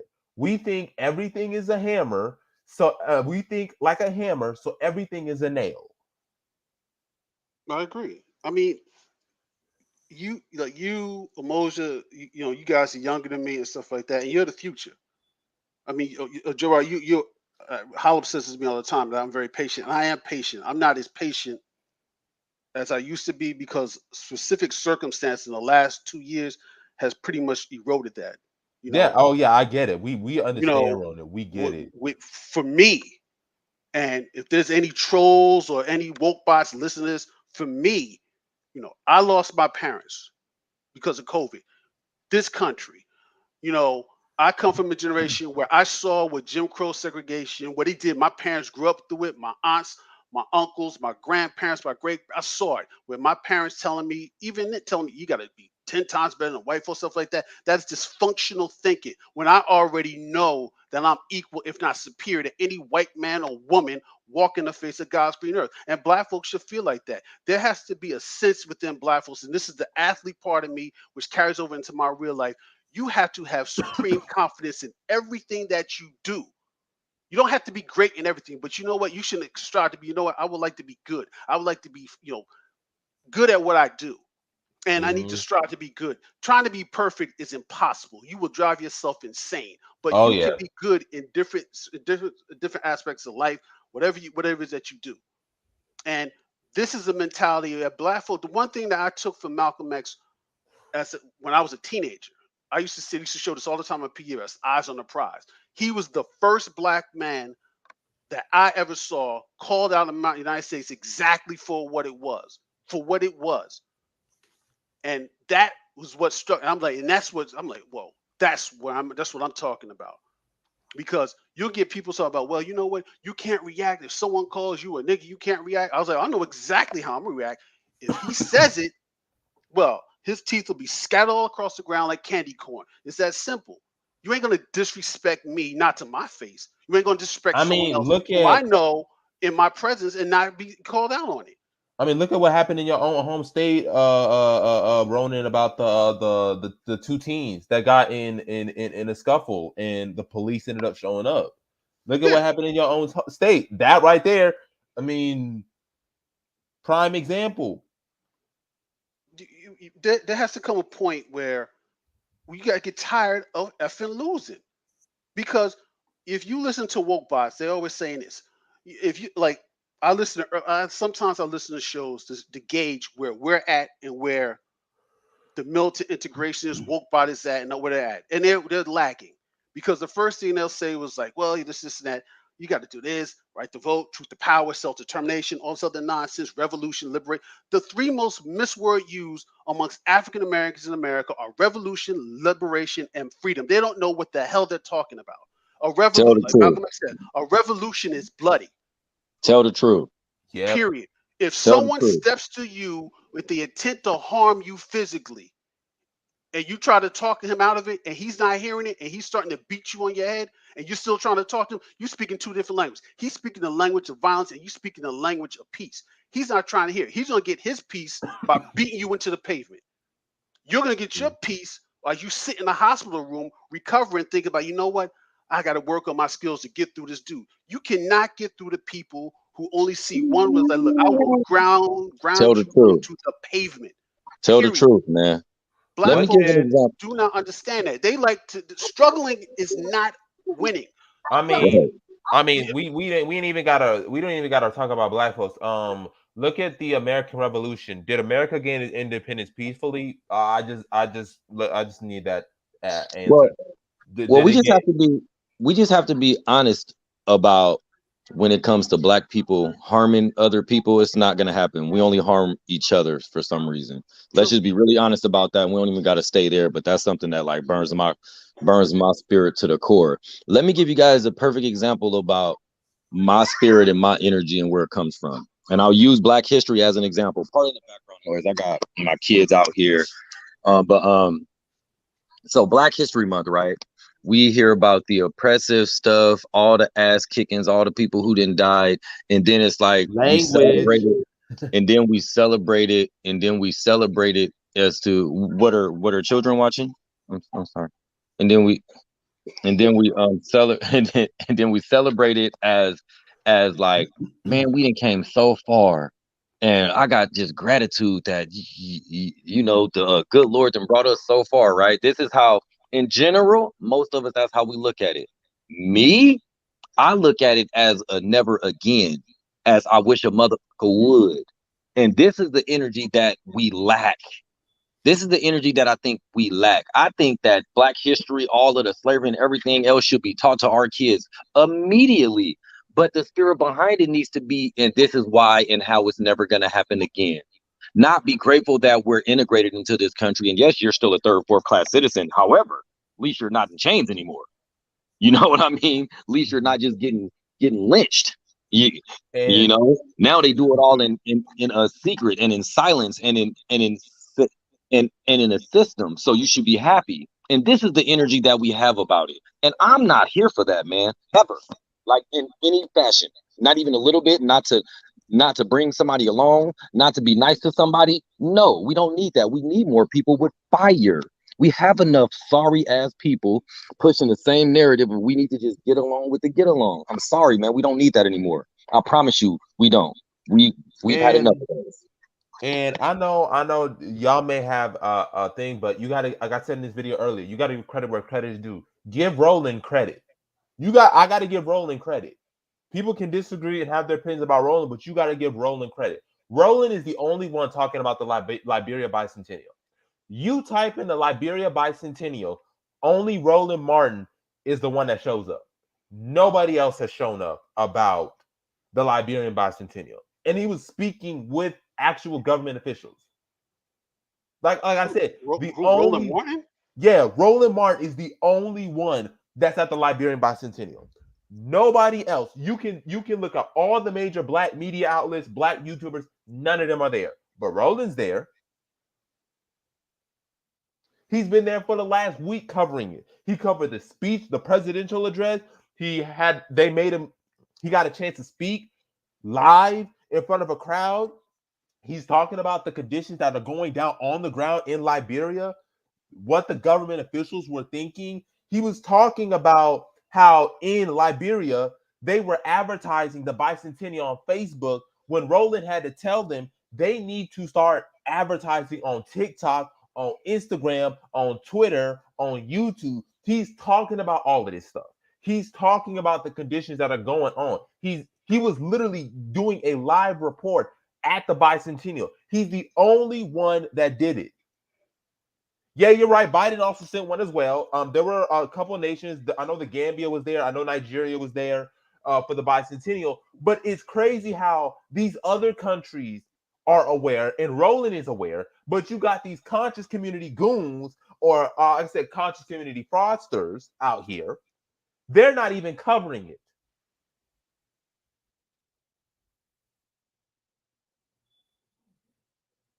I thought y'all was on this nationhood stuff. I thought you were for the Black community. I thought you were for African American community. And meanwhile, you have a situation where you ain't even talking about the bicentennial that's going on.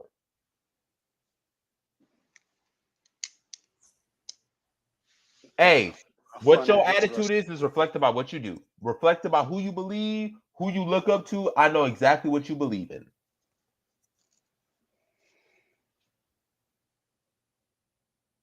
Yeah, I find that shocking with him because with Roland Martin, there's always an angle. I find that shocking, you know. So that because I try to avoid him like you try to avoid someone who has tuberculosis. So um, first of all, man, I want to say something else. This is different, man. Like I'm always proud of you guys, man. What you doing out there, Jabari, Umoja, yeah, fire. I'm always proud of y'all, and that's something that um, my generation, man. A lot of people, man, they didn't say that, like like my uncle, who I learned a lot from him. He was cold as ice, and some of that's carried over to me, man. But you had to, had to do a lot to get compliments out of him, and I'm just saying, man. I'm always proud of y'all. I'm proud of everyone within the And BAIO I on what we're trying to do.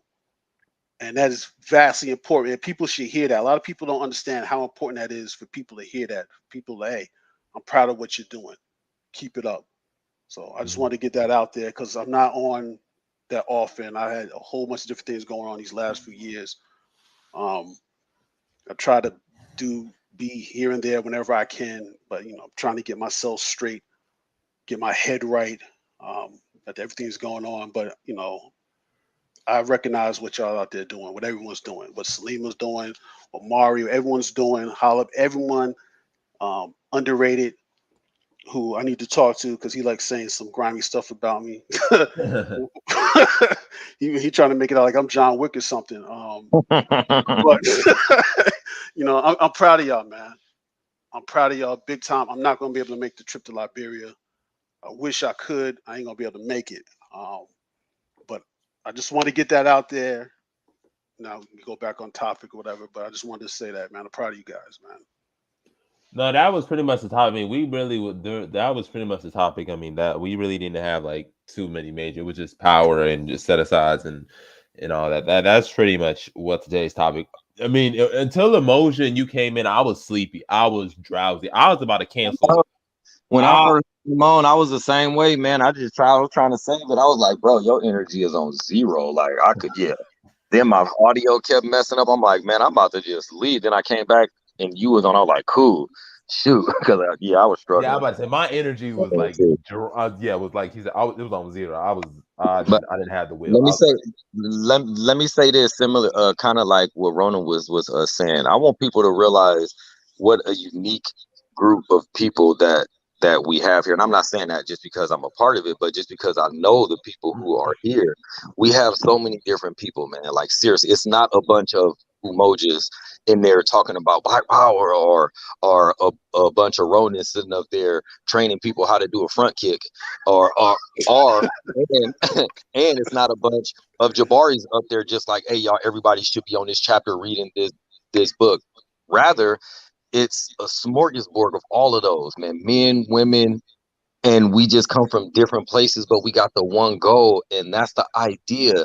And lastly, I'm gonna say, think of, think of, think of organization, and more importantly, think about like actually goal setting in groups like this. Let's say that we're having a community meeting right now. It's 100 people, and we're having a meeting about, I don't know. Let's just say a certain school, right? Whatever's the meeting about. The meeting is over.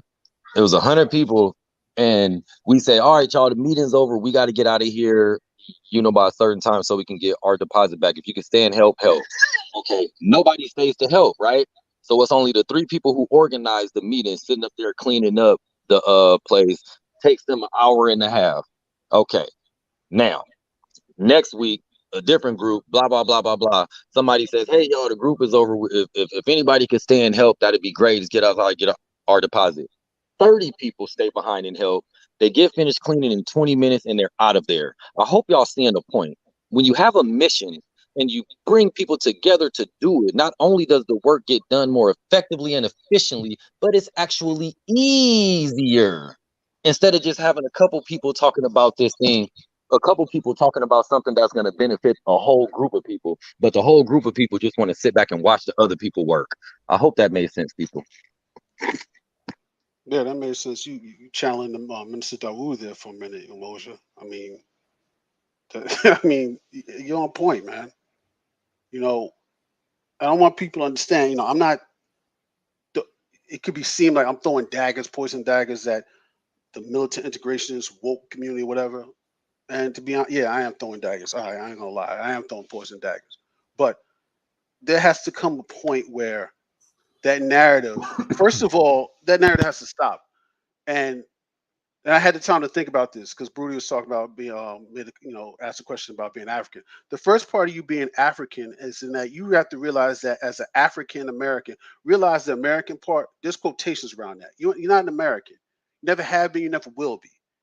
Because if you was an American, you wouldn't have to be, the Constitution would be working for you like it does for white folks. So that right there, that mindset has to be going. You have to just realize that, you know what, I'm just here for the time being and I need to find a way to get out of here. So that's the first thing for people should start looking at. Not an American. I don't care how many black representatives are, stuff like that. You're not in America. If you're supporting what America's trying to do, trying to pick fights with Russia, China, Cuba, Iran, all that stuff, man, you know what? Then you guess what? Then you are an American. But in your right mind, your mind says like, no, that's wrong. That's wrong. So that right there. The other part is that I do not look at being at, my fiance is from the Caribbean. Her family's from the Caribbean. I look at that. I don't have no issues with brothers and sisters from the Caribbean or from the continent because we're all the same. I don't get into this silly nonsense like you have these other. I'm not even mentioning the group's name because they don't deserve to have the name, but we know who they are and the toxic nonsense that they put out there because they're white supremacists and blackface, Klondike bars. So that aspect.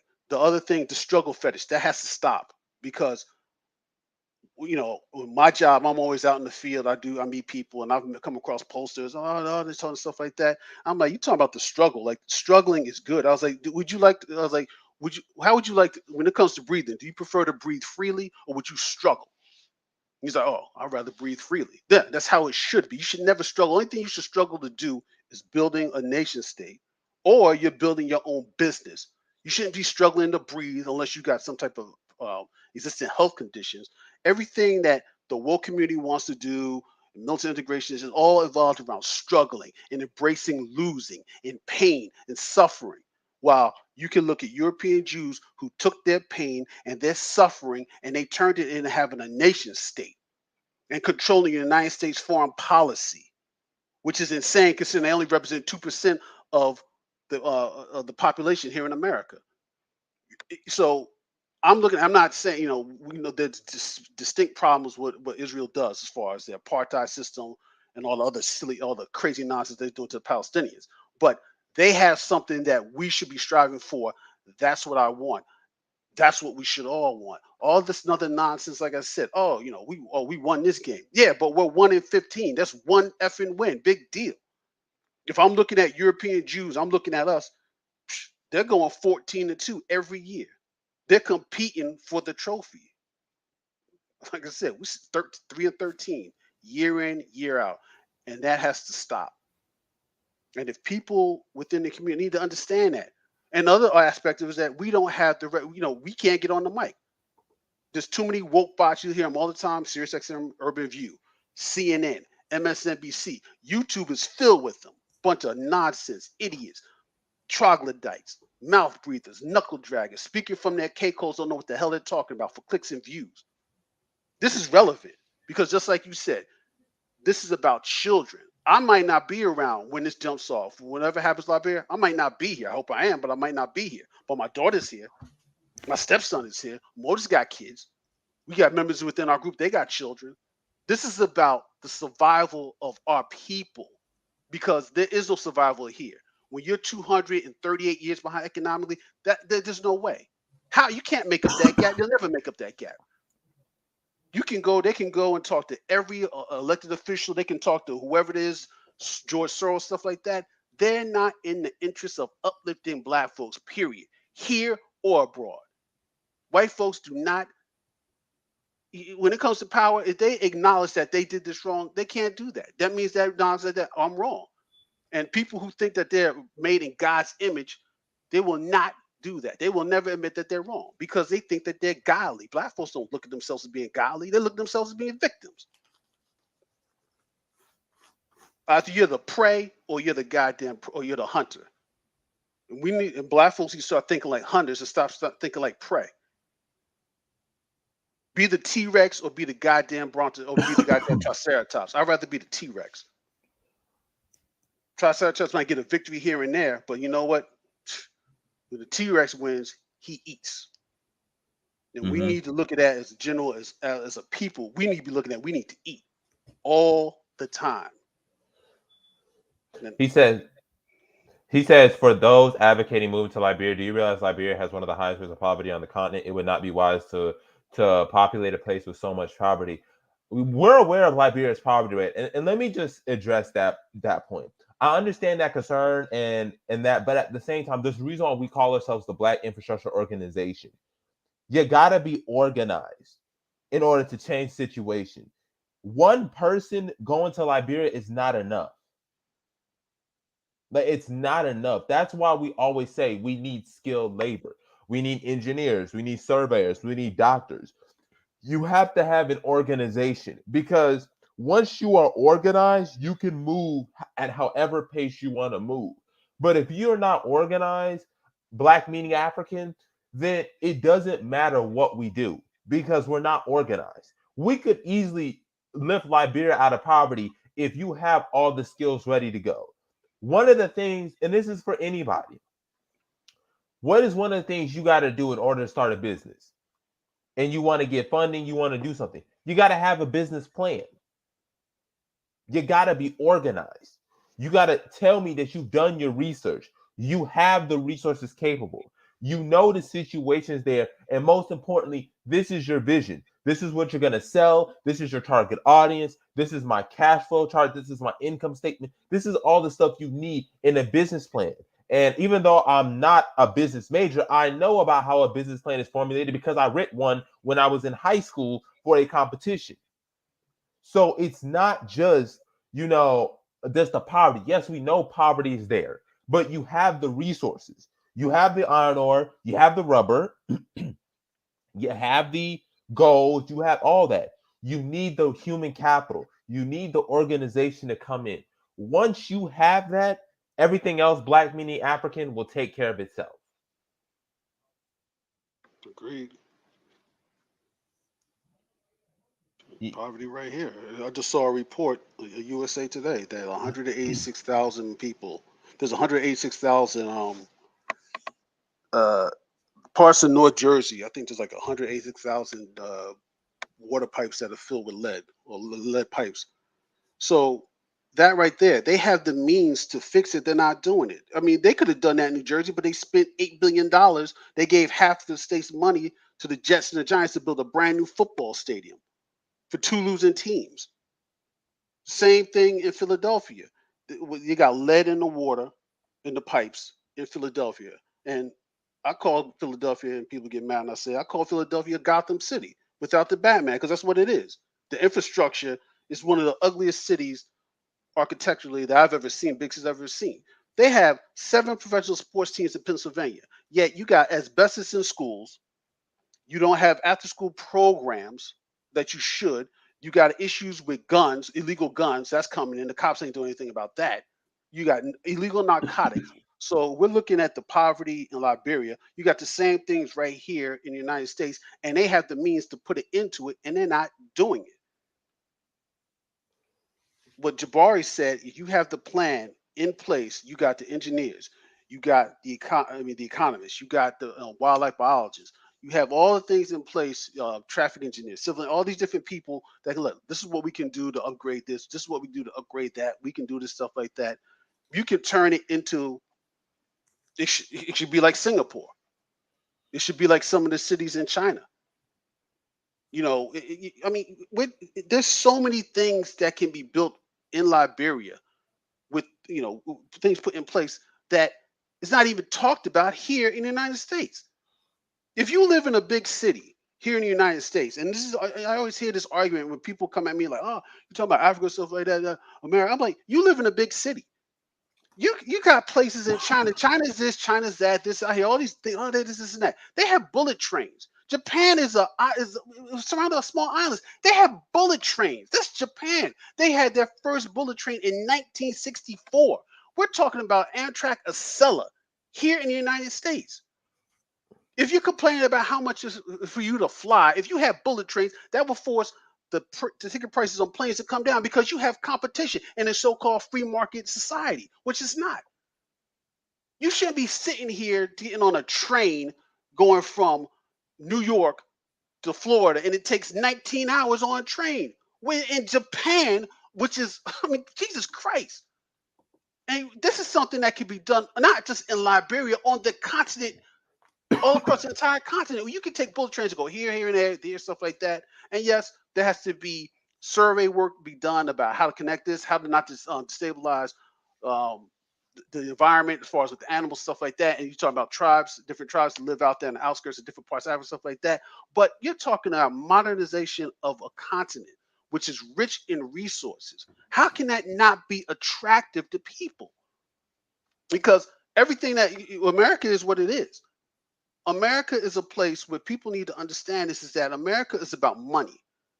It's about money, and the easiest way to become a god is to have money because they treat you like you're something special, which you're not. Something a guy told me years ago. He was like, I know all these dudes. They talk about they got this and that. They got this and that. Anyone can get touched, no matter how much money you have. Anyone can get touched. That's the truth. America is failing. It has failed. It's a failing empire. It has stretched itself too thin, and as black folks, you have to have a base operation. You have to have something other than this to back you up. Chinese Americans have China. We already brought up about the Jewish people. The same thing with South Koreans. Even Latinos from Central America, they have their countries. They should be focusing on that instead of trying to come to this open-air mental asylum. Focus on that. Get what you need to do and bounce. If you're here, stack your chips. Look for you having an exit plan to get out of here. That's what I'm looking at. I'm looking at stacking money and leaving.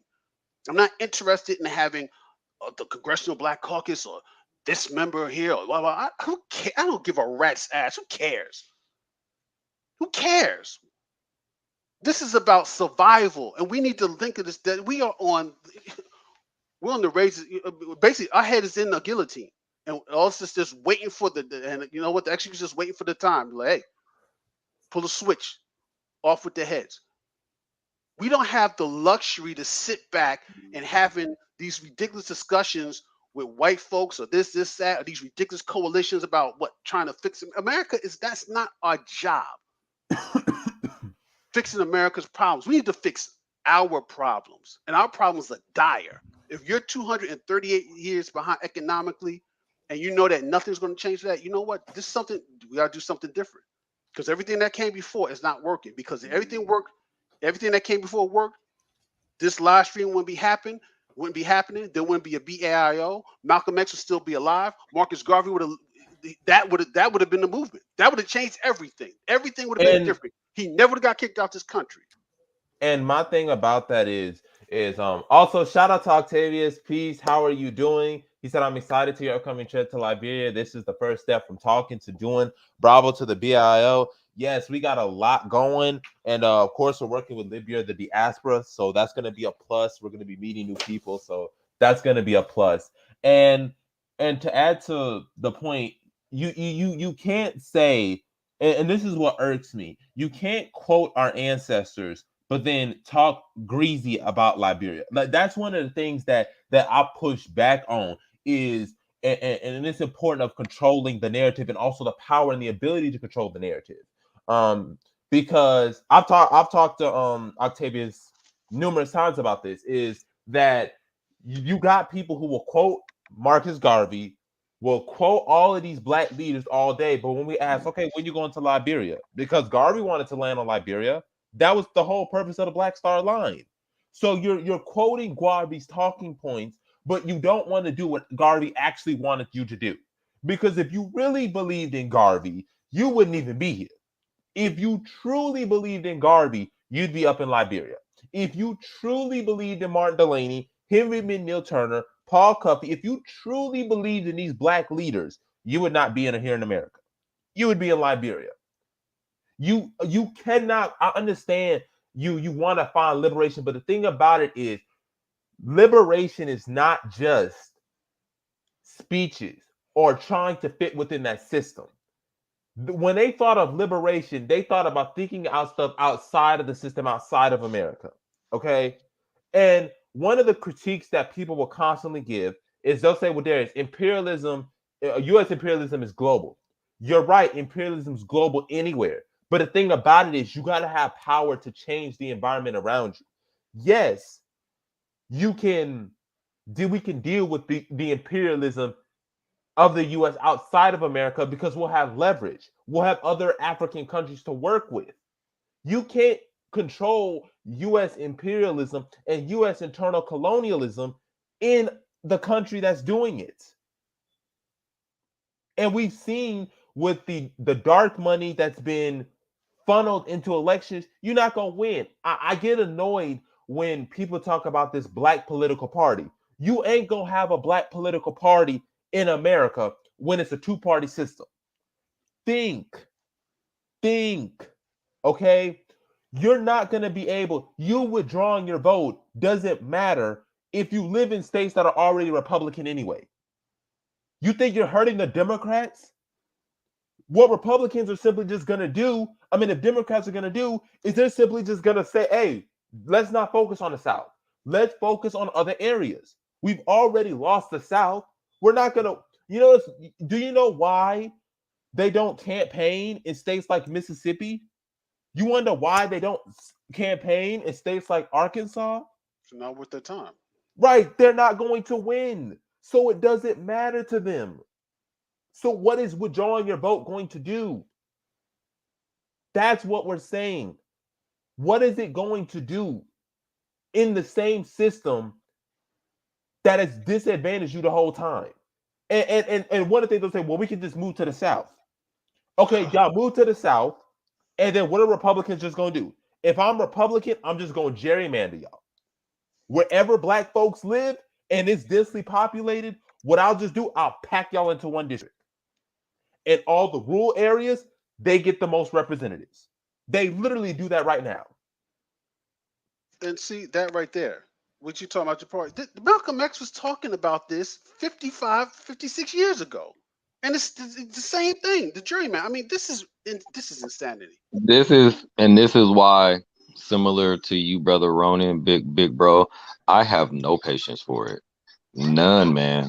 None. And I feel strongly and confidently. Now, mind you, this is coming from somebody who I wasn't always like, I always was fiery, but I wasn't impatient with it though. I was like, I get it. We all got to start somewhere and yada, yada, yada. However, I have kids. I have 5 kids actually. I got a 2-year-old. I got a little portable heater. When she was just first starting how to walk, I would say, no, Habana, no, right? And she didn't really understand English that well. She knew no, but she was like, well, this is kind of cool, little thing look cool. I want to touch it, right?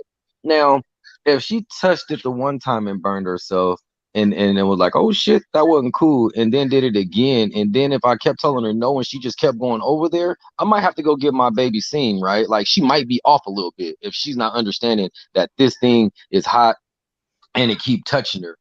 If she keep touching it and there's a cause and effect, I touched this black thing and that shit hurts. But guess what? My daughter don't even look at that thing anymore because she's an intelligent human being and she realized that shit is hot. Now, move fast forward because we can understand that within a child. But when we talk about a people doing some dumb shit, it seems like we just don't comprehend. We're like, well, no. If you're still doing the same things from the 60s, I cannot say that you're an intelligent person. I'm sorry. If you're still believing in the same concepts, the same ideals, the same things that has proven not to work, and you're saying, and you're standing on that soapbox viciously and loudly saying this is what we should be doing, I can't take you serious. I can't take you serious, and I will not take you serious because this has been proven not to work. It's been proven not to work, and we want to harp on these things like this was the best time. The 60s was the best for us. They kind of killed everybody, and everybody just got on their knees and said, okay. And the thing about it is, and see, this is why I do history.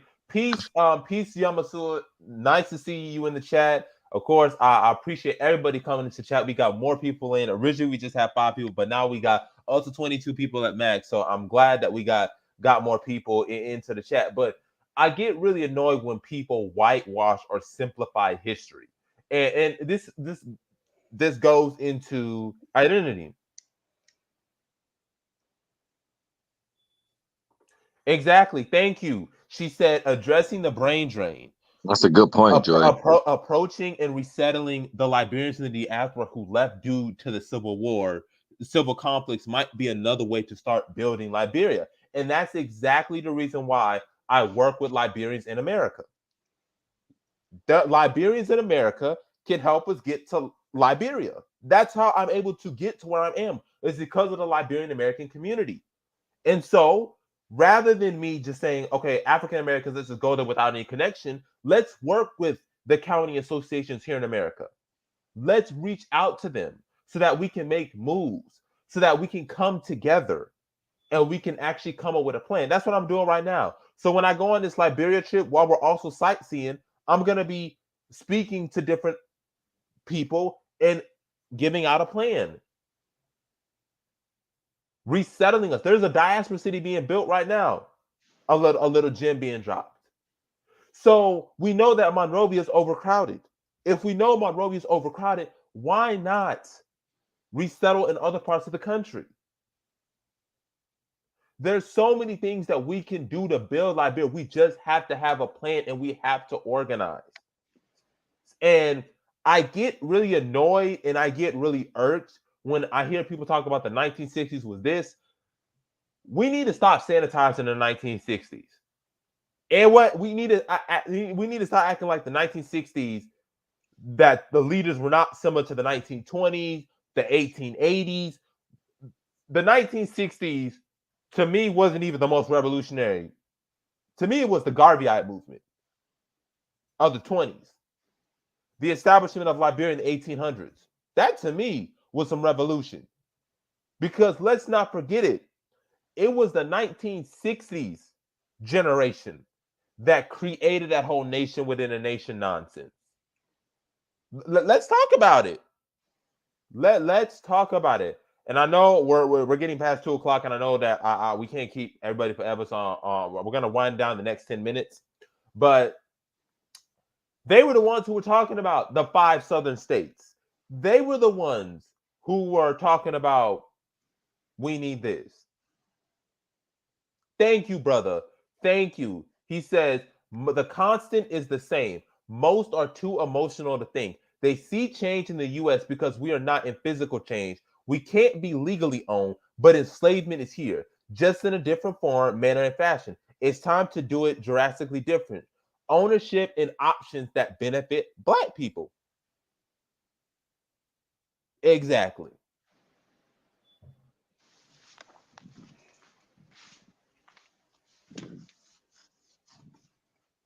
And he's right. Garvey is the father of the modern civil rights movement. He is.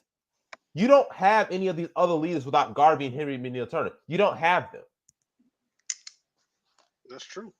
Malcolm X's parents were Garveyites. Literally.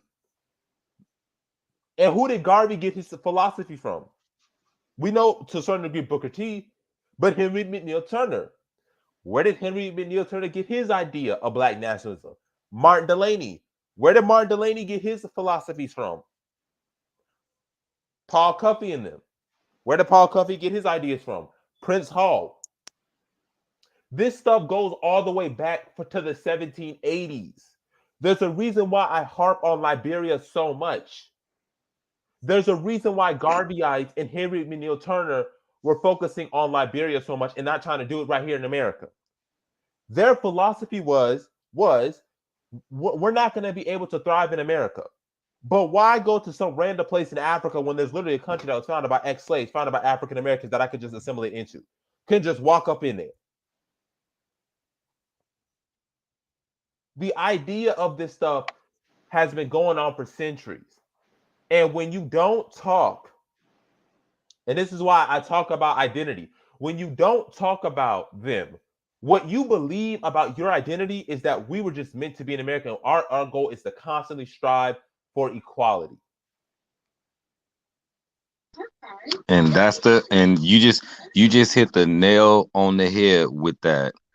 It's the perpetual struggle that we seem to find some kind of pride and even joy in. It's really weird. It's really creepy, actually. You know, when you say let's go, y'all trying to run, man. Our people bled and died and all that stuff. It's like, not really, bro. It was kind of got beat up to do it. It wasn't like we went on some excursion and said, look at this land, let's build a nation here, and then these people took it. No, that's not how it happened. But it's really weird how we fetishize this destructive relationship with America. It's really weird. It's really destructive. Because they romanticize it. There's a sense of nobility to it, that there's something noble in losing. There's nothing noble in losing. I'm sorry. I played sports for way too long, And I never felt like, well, you know what? Damn, we just got smashed 55-0. But you know what? I feel good that, we stopped them on that last fourth down. Yeah, they took a knee. this There's something, there's so many different factors. Is that, like, here's another factor, is that within the community, where Jabari, he'll do his videos, and the people come running for my TikTok, stuff like that. You got black folks trying to cancel what we want to do, like what we're saying is wrong, and that is insane.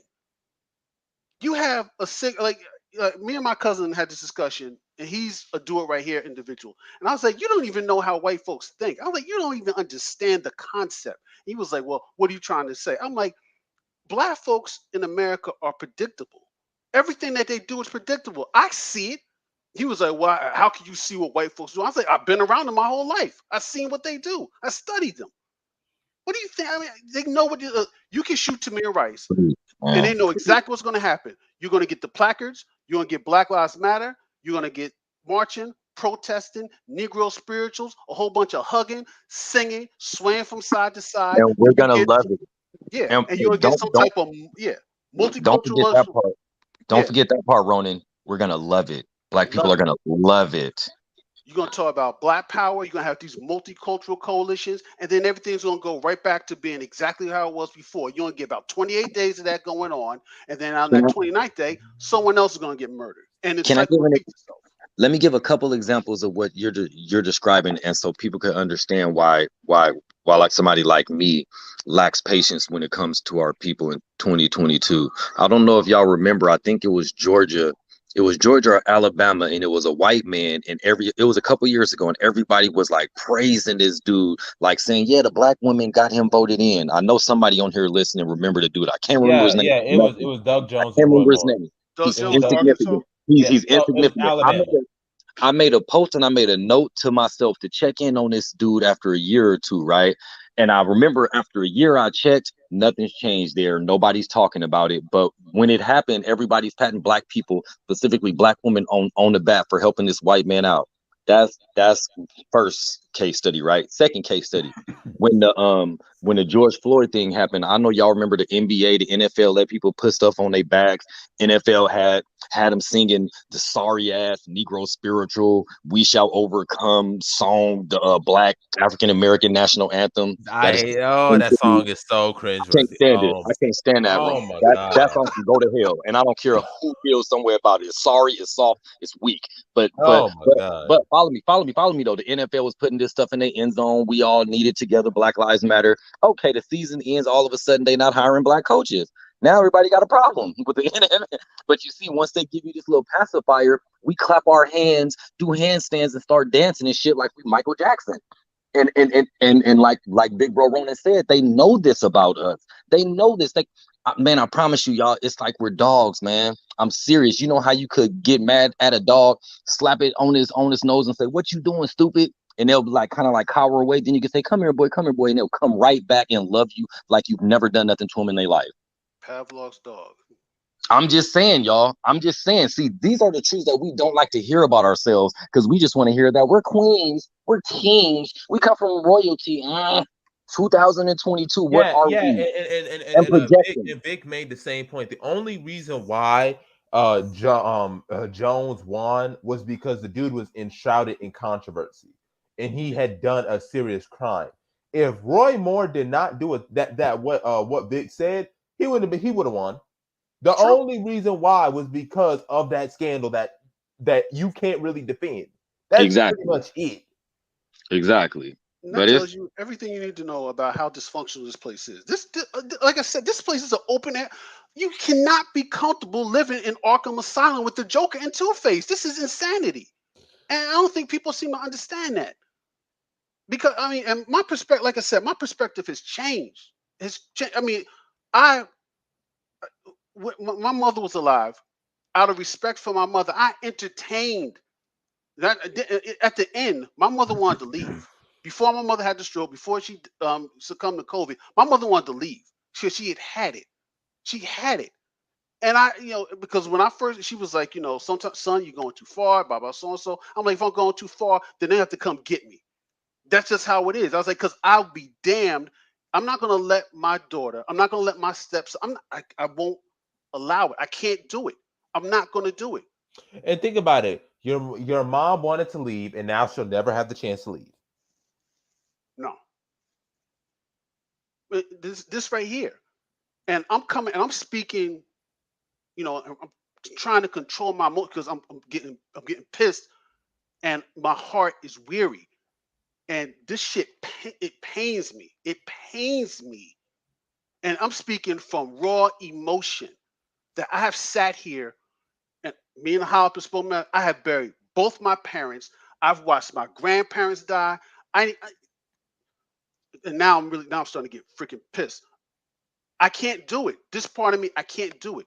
You, I mean, man, I It's can't. okay. It's okay, bro. It's annoying. It bothers me even.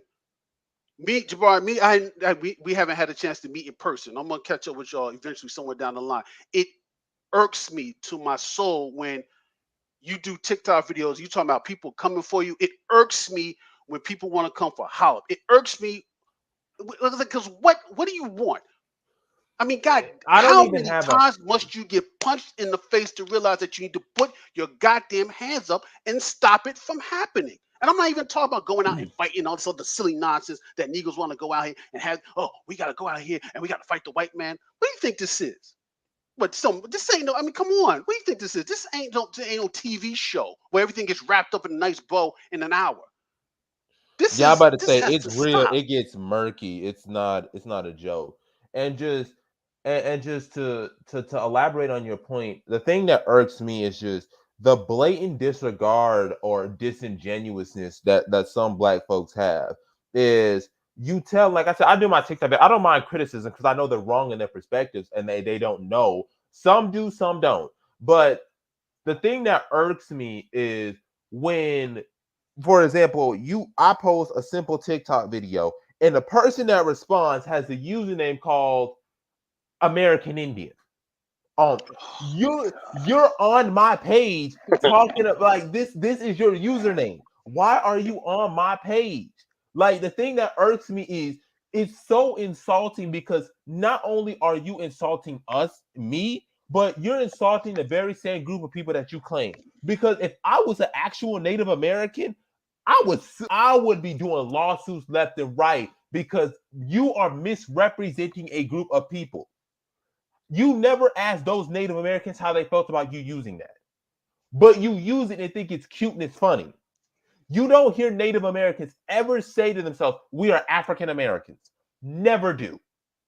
You never hear them say that. And the fact that you do that is an insult to them. See It's not funny. that right there. Every other race is smart. They take all our swag, all our gifts, all our know-how, and they use And that shit. monetize it. But yeah, exactly. And then when they say, "But now we ain't no niggas," hell no, I ain't no niggas. I'm talking My about you. thing about it is I don't even care if you don't mind you having Native American culture. Everybody takes from each other's cultures. The thing is, they don't forget who they are. This goes back to identity. They don't forget the fact that, hey, yes, I love your culture. I appreciate it and all that. Some do, some are culture vultures. We know that. But at the end of the day, I'm still Native American, right? That person is still Native American. And they're not going to say, get rid of their Native American culture so that they can be black. They don't do that. That's not who they are. We are African people, whether you like it or not. We are African people, and the fact that you want to reject it is the problem, and that's what irks me. Because I'm like Ronan, I'll be reading stories because, like I said, I do Liberian history. I study it very intensely, and you read the stories of the black folks who ain't had no money to leave, and they ended up getting stuck here, or they left and the boats weren't there, so they went back to their hometowns and got lynched. You're talking about black folks who gave up their money and then they could never have gone back to become the farmer that they hoped they could become. They have a story on the Library of Congress of an African American teacher who wanted to go to Liberia, and basically they were asking, did he ever get there? And he never got there. So you're talking about I'm doing what my ancestors wanted to happen. I'm doing what my ancestors' dreams that got crushed. Okay, I made it in the video. Stop saying that we built the country. I'm sorry. We need to stop saying that. Ugh. You were the labor that was used to build it. Once slavery was over, you were as good as a wet paper towel. You were no longer needed. They didn't want you. They could have cared less about you. You were only the means of use. That's it. I don't take pride in that. I don't. I take pride in those who wanted independence. I take pride in those who went to Liberia and became presidents and secretaries of state, who became presidents of colleges. That's who I celebrate. Because one of the things is we in the Black community celebrate careerism and think that's Black history. That is not Black history. Black history is not Black careerism. Okay? Black history is the events that happen that shape the present.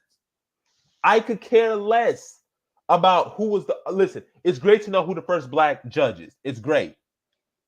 Okay, that's great. But I want to know Black folks going to different countries and doing things. Black people engaging in politics and making the world move. That's what I care about. Black folks who were leading major wars for independence.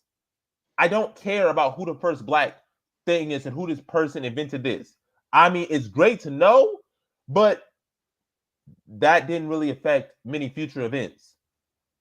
But you know why that is, though, Jabbar? Because, and that's another aspect that's not discussed, is that there's serious Black folks in America suffer from a case of PTSD that has never been addressed. Because when you look at Black folks, like you'll see something that happened. I'm not on Facebook anymore. I rarely post, but there'll be something like a Black Lives Matter. And I told someone else, I was like, if Black Lives Matter in America, you wouldn't have to say it. So what's that mean? Black Lives Matter. What does that mean? What does that mean in America? It means nothing. You said it after Tamir Rice got killed, after Trayvon Martin got killed. That's where it originated from. That Tamir Rice got killed. Black Lives Matter. Then you had Charlena Lyles. You had Terrence Crutcher. You had Eric Garner. Black Lives Matter. If it mattered, none. They wouldn't be put out on a slab, laid out on slabs, or being murdered after in that case. It doesn't matter.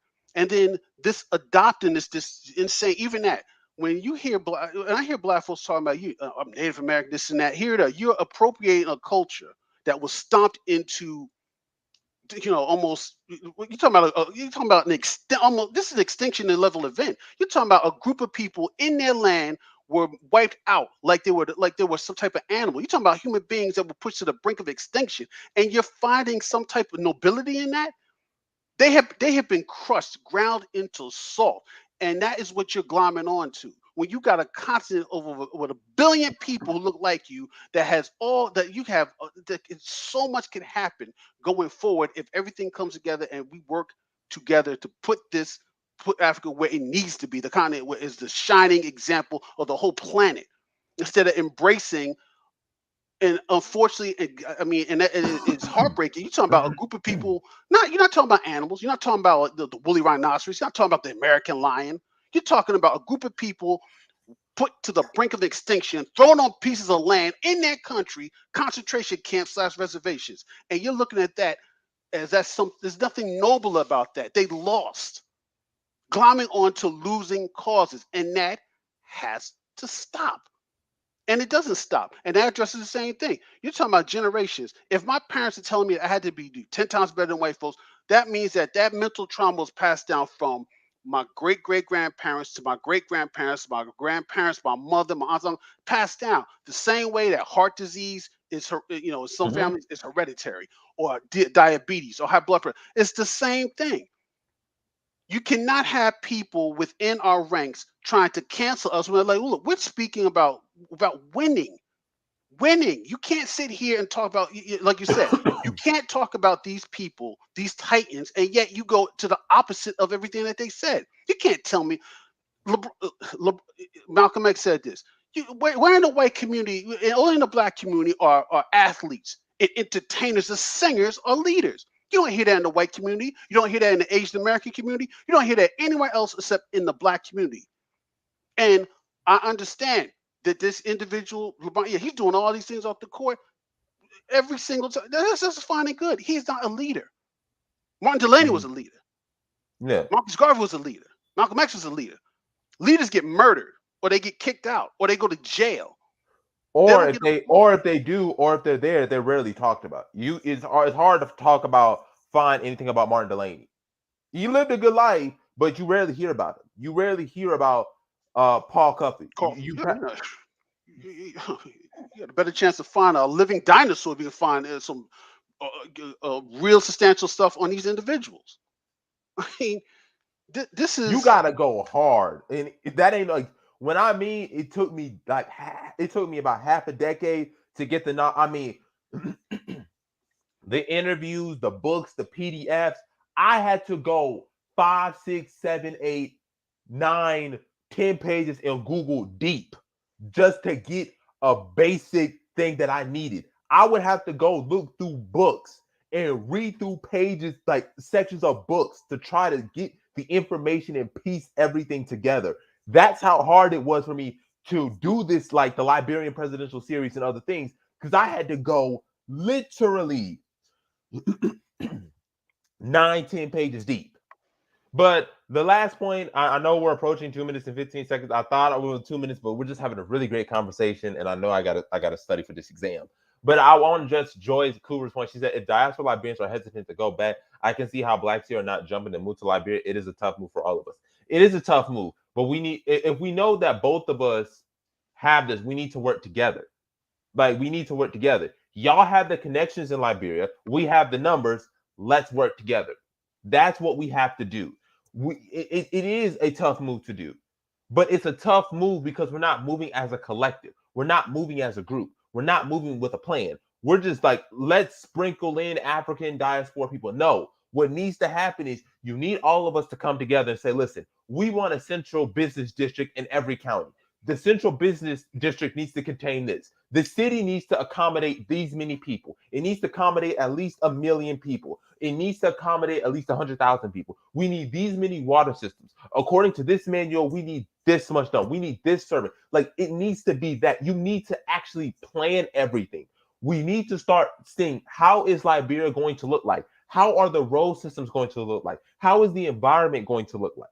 We got to start thinking, how is it going to look like? Because if you can't see how something looks like, you can't put it into action because you don't even know how it's going to look like. So I understand why diaspora Liberians are hesitant, especially knowing what happened during the Civil War, and that it lasted about 15 years. It was 14 years, from 1989 to 2003. But now we have to start understanding, how do we want to look about, like, how is Liberia going to look? How are we going to get it back to the crown jewel? And we're willing to work with you guys. Like I said, I'm willing to work with Liberian organizations. I'm willing to connect with everybody, and that's what my job is. But we got to start coming together with a plan and making actions happen. I agree. And then my last one, he said, I've been black for 28 years and didn't really know about Garvey or even Malcolm X till I started researching this year. That's how it be like. You ask some people who these people are, they can legit not tell They won't. you. The woke community, I'll end with this will be my last little Yeah. but the woke community, has to be rebuked. There needs to be pushback. I don't care who it is. You have people, these individuals, the Joe Madsons of the world, um, uh, these clowns you see on these paid cheerleaders that you see on MSNBC and CNN. They need to be. I mean, I'm not into debating people, but they need to be put. They need to be checked. Period, because they're causing more harm than good.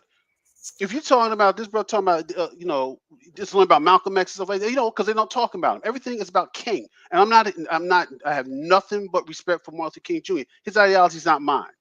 It's Exactly. not mine. Never has been. Never has been. And these people need to be checked because they're causing more harm than good. If you're going around and cheerleading for the Republican Party, Democratic Party, this and that, American imperialism, stuff like that, then what's that make you? That makes you someone's paid bitch. Oh, Period. I don't care. Just the truth. Dr. Jason Johnson, Joe Madison, all this other nonsense, that makes you a paid bitch. If you're out there on some hunger strike begging a bunch of crusty ass white senators to give you the right to vote when you should have it if you was an American, like I said, The Constitution guarantees. I read the Constitution right there in the 13th or 14th Amendment. You must be out of your mind.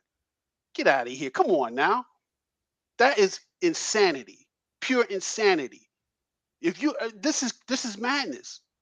And these are cheerleaders. And they have to be stopped. Period. The whole narrative has to be stopped. All this other silly nonsense. You cannot go around. Black History Month is a celebration of moments, not achievement, moments. Kamala Harris being the first black woman who's VP, you know who benefits from her? Her children and her immediate family. The same thing with President Obama, stuff like that. The girls Black Caucus, they benefit because these individuals are self-serving. They're not going into the system, change system. The system, they're going to adhere to the system because that's how it is. All these black folks running around, oh, the system's broke and we got to change it. You can't change it because you didn't write it. You didn't create it. The founder fathers did it. The original sociopath, the original psychopaths, they created it. Their system, it works exactly how it's supposed to work, and you're not going to change it. You're going to go in and you're going to work within the system and do what the system says because that's how it works because you don't have the power to change it. But with Liberia, you have the power to craft your own destiny, your own reality. That should be attractive to the masses. Period. Don't complain if you a black you ain't getting hired by NFL. Well, go. You know what? Then damn it, go over to Africa and start your own NFL. You ain't gonna start it here. Where you getting the land? All this other, oh, we gotta need black ownership. Well, you need land first. You need land first. So where you gonna build your arenas at? You think they're Yeah, gonna I'm let about you to. build arenas? And so I was you about can to say the same thing. I was like, you ain't gonna start a football league in America, and they're gonna let you rent out their stadiums and give you airtime. They're not gonna do that. You got to think about it all things through. And what you're saying, Ronan, is absolutely true. So that is it for everybody. Peace, Ronan. Thank you, Emoja, for being on here. Make sure to like, share, and subscribe. Well, of course, we're gonna have the lounge. We're gonna be going further in depth with this later on tonight, a little bit earlier. I'm not for sure around the 7-8 p.m. mark. But yeah, of course, y'all understand power is your ability to define your reality. And it's time for us to take our claim Liberia and check people on their narratives. Who controls the narrative can determine how people identify with it. And if somebody talks greasy about Liberia or disrespects Liberia or does check them. all this stuff, check them. Don't allow that stuff to go slide. I learned to let that thing go. Don't need to let that stuff slide. Check them because the more that you check them, the more people learn the other side and people push back. Don't let people just say stuff willy-nilly. And like she said, that these excellent plans need to be aggressive and put in place ASAP. And that's what we're going to be trying to do when we go to Liberia this May. We're going May 18th through the 26th through Libya, the diaspora. We have 20 slots available. Please get back to us as soon as possible, ASAP, preferably by this week, so we can get more people to come. We got 20 slots available. Well, 6 of us think so. There's actually 14 available slots, but 20 of us, we have slots for 20 people. Please come if you can, and you're going to have the time of your life. I mean, we're going to all the major counties surrounding Monrovia, sightseeing, national parks, you name it. This is going to be a major breakout year for the BAIO, and we want you to be a part of it if you can. So if you're hearing me, our trip is from May 18th through the 26th.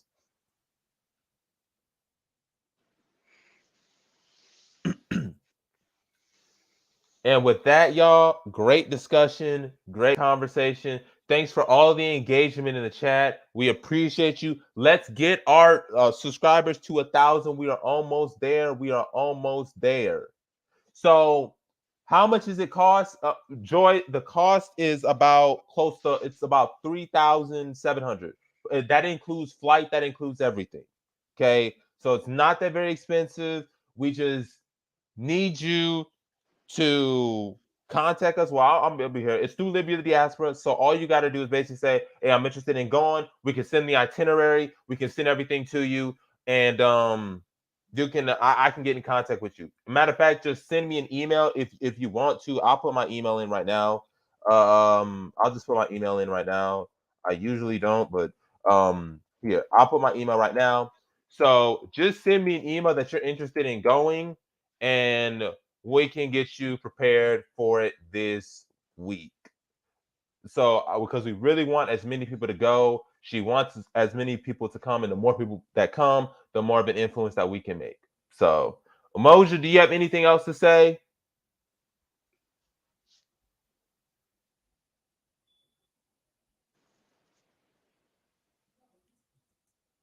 Right. It's Yeah, hang on. Sorry, y'all. Last thing I would want to say is kind of what I wanted to start with too, but I'll finish it with it. Is just to really really put on people's brain that we don't have time, which is another reason why I'm so impatient and really don't want to waste any time with people who still trying to figure out what they want to do. It's like we don't have time for that. Like literally, we don't have time for that. Like consider this with the stuff that's going on in Russia and Ukraine and America trying to consider the possibility that there could be another world war. Consider the fact that Africa is so disunited that people could literally come and start plucking off countries and saying, nope, we're going to have this, we're going to use this, we're going to use this, we're going to use this. And our people have no defense because they're so disunited. And we're still talking about and we're literally talking about getting something started while the rest of the world is so far ahead, so far ahead. We ain't even got a satellite. We ain't even got a satellite to keep our information safe. We don't have that. That immediately will be in France or America or Russia or China's control if we was there right now. It's not ours to start with. You know what I mean? Like we have so much work to do, and that's why when I hear people trying to figure out whether we should be here or not, I'm like, what are you talking about?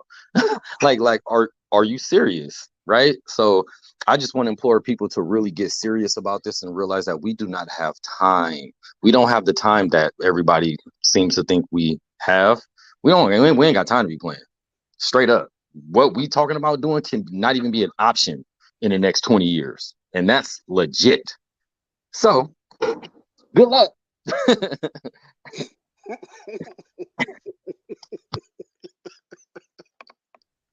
It's I true. mean, he left his mark. He left his mark hard. So yeah, for those interested in the trip, just send me an email. Tell me that you're interested, and of course I can send the itinerary and everything, and we can get you set up for this trip. Like I said, 14 available. Excuse me, 14 available slots for 20 people. So please come with us. We would really enjoy for you to be in, and of course, you can become a member, and this increases our profile. So with that, y'all, this was a great conversation. Peace, everybody. Enjoy the rest of your day. Love y'all. Peace. Peace, everybody.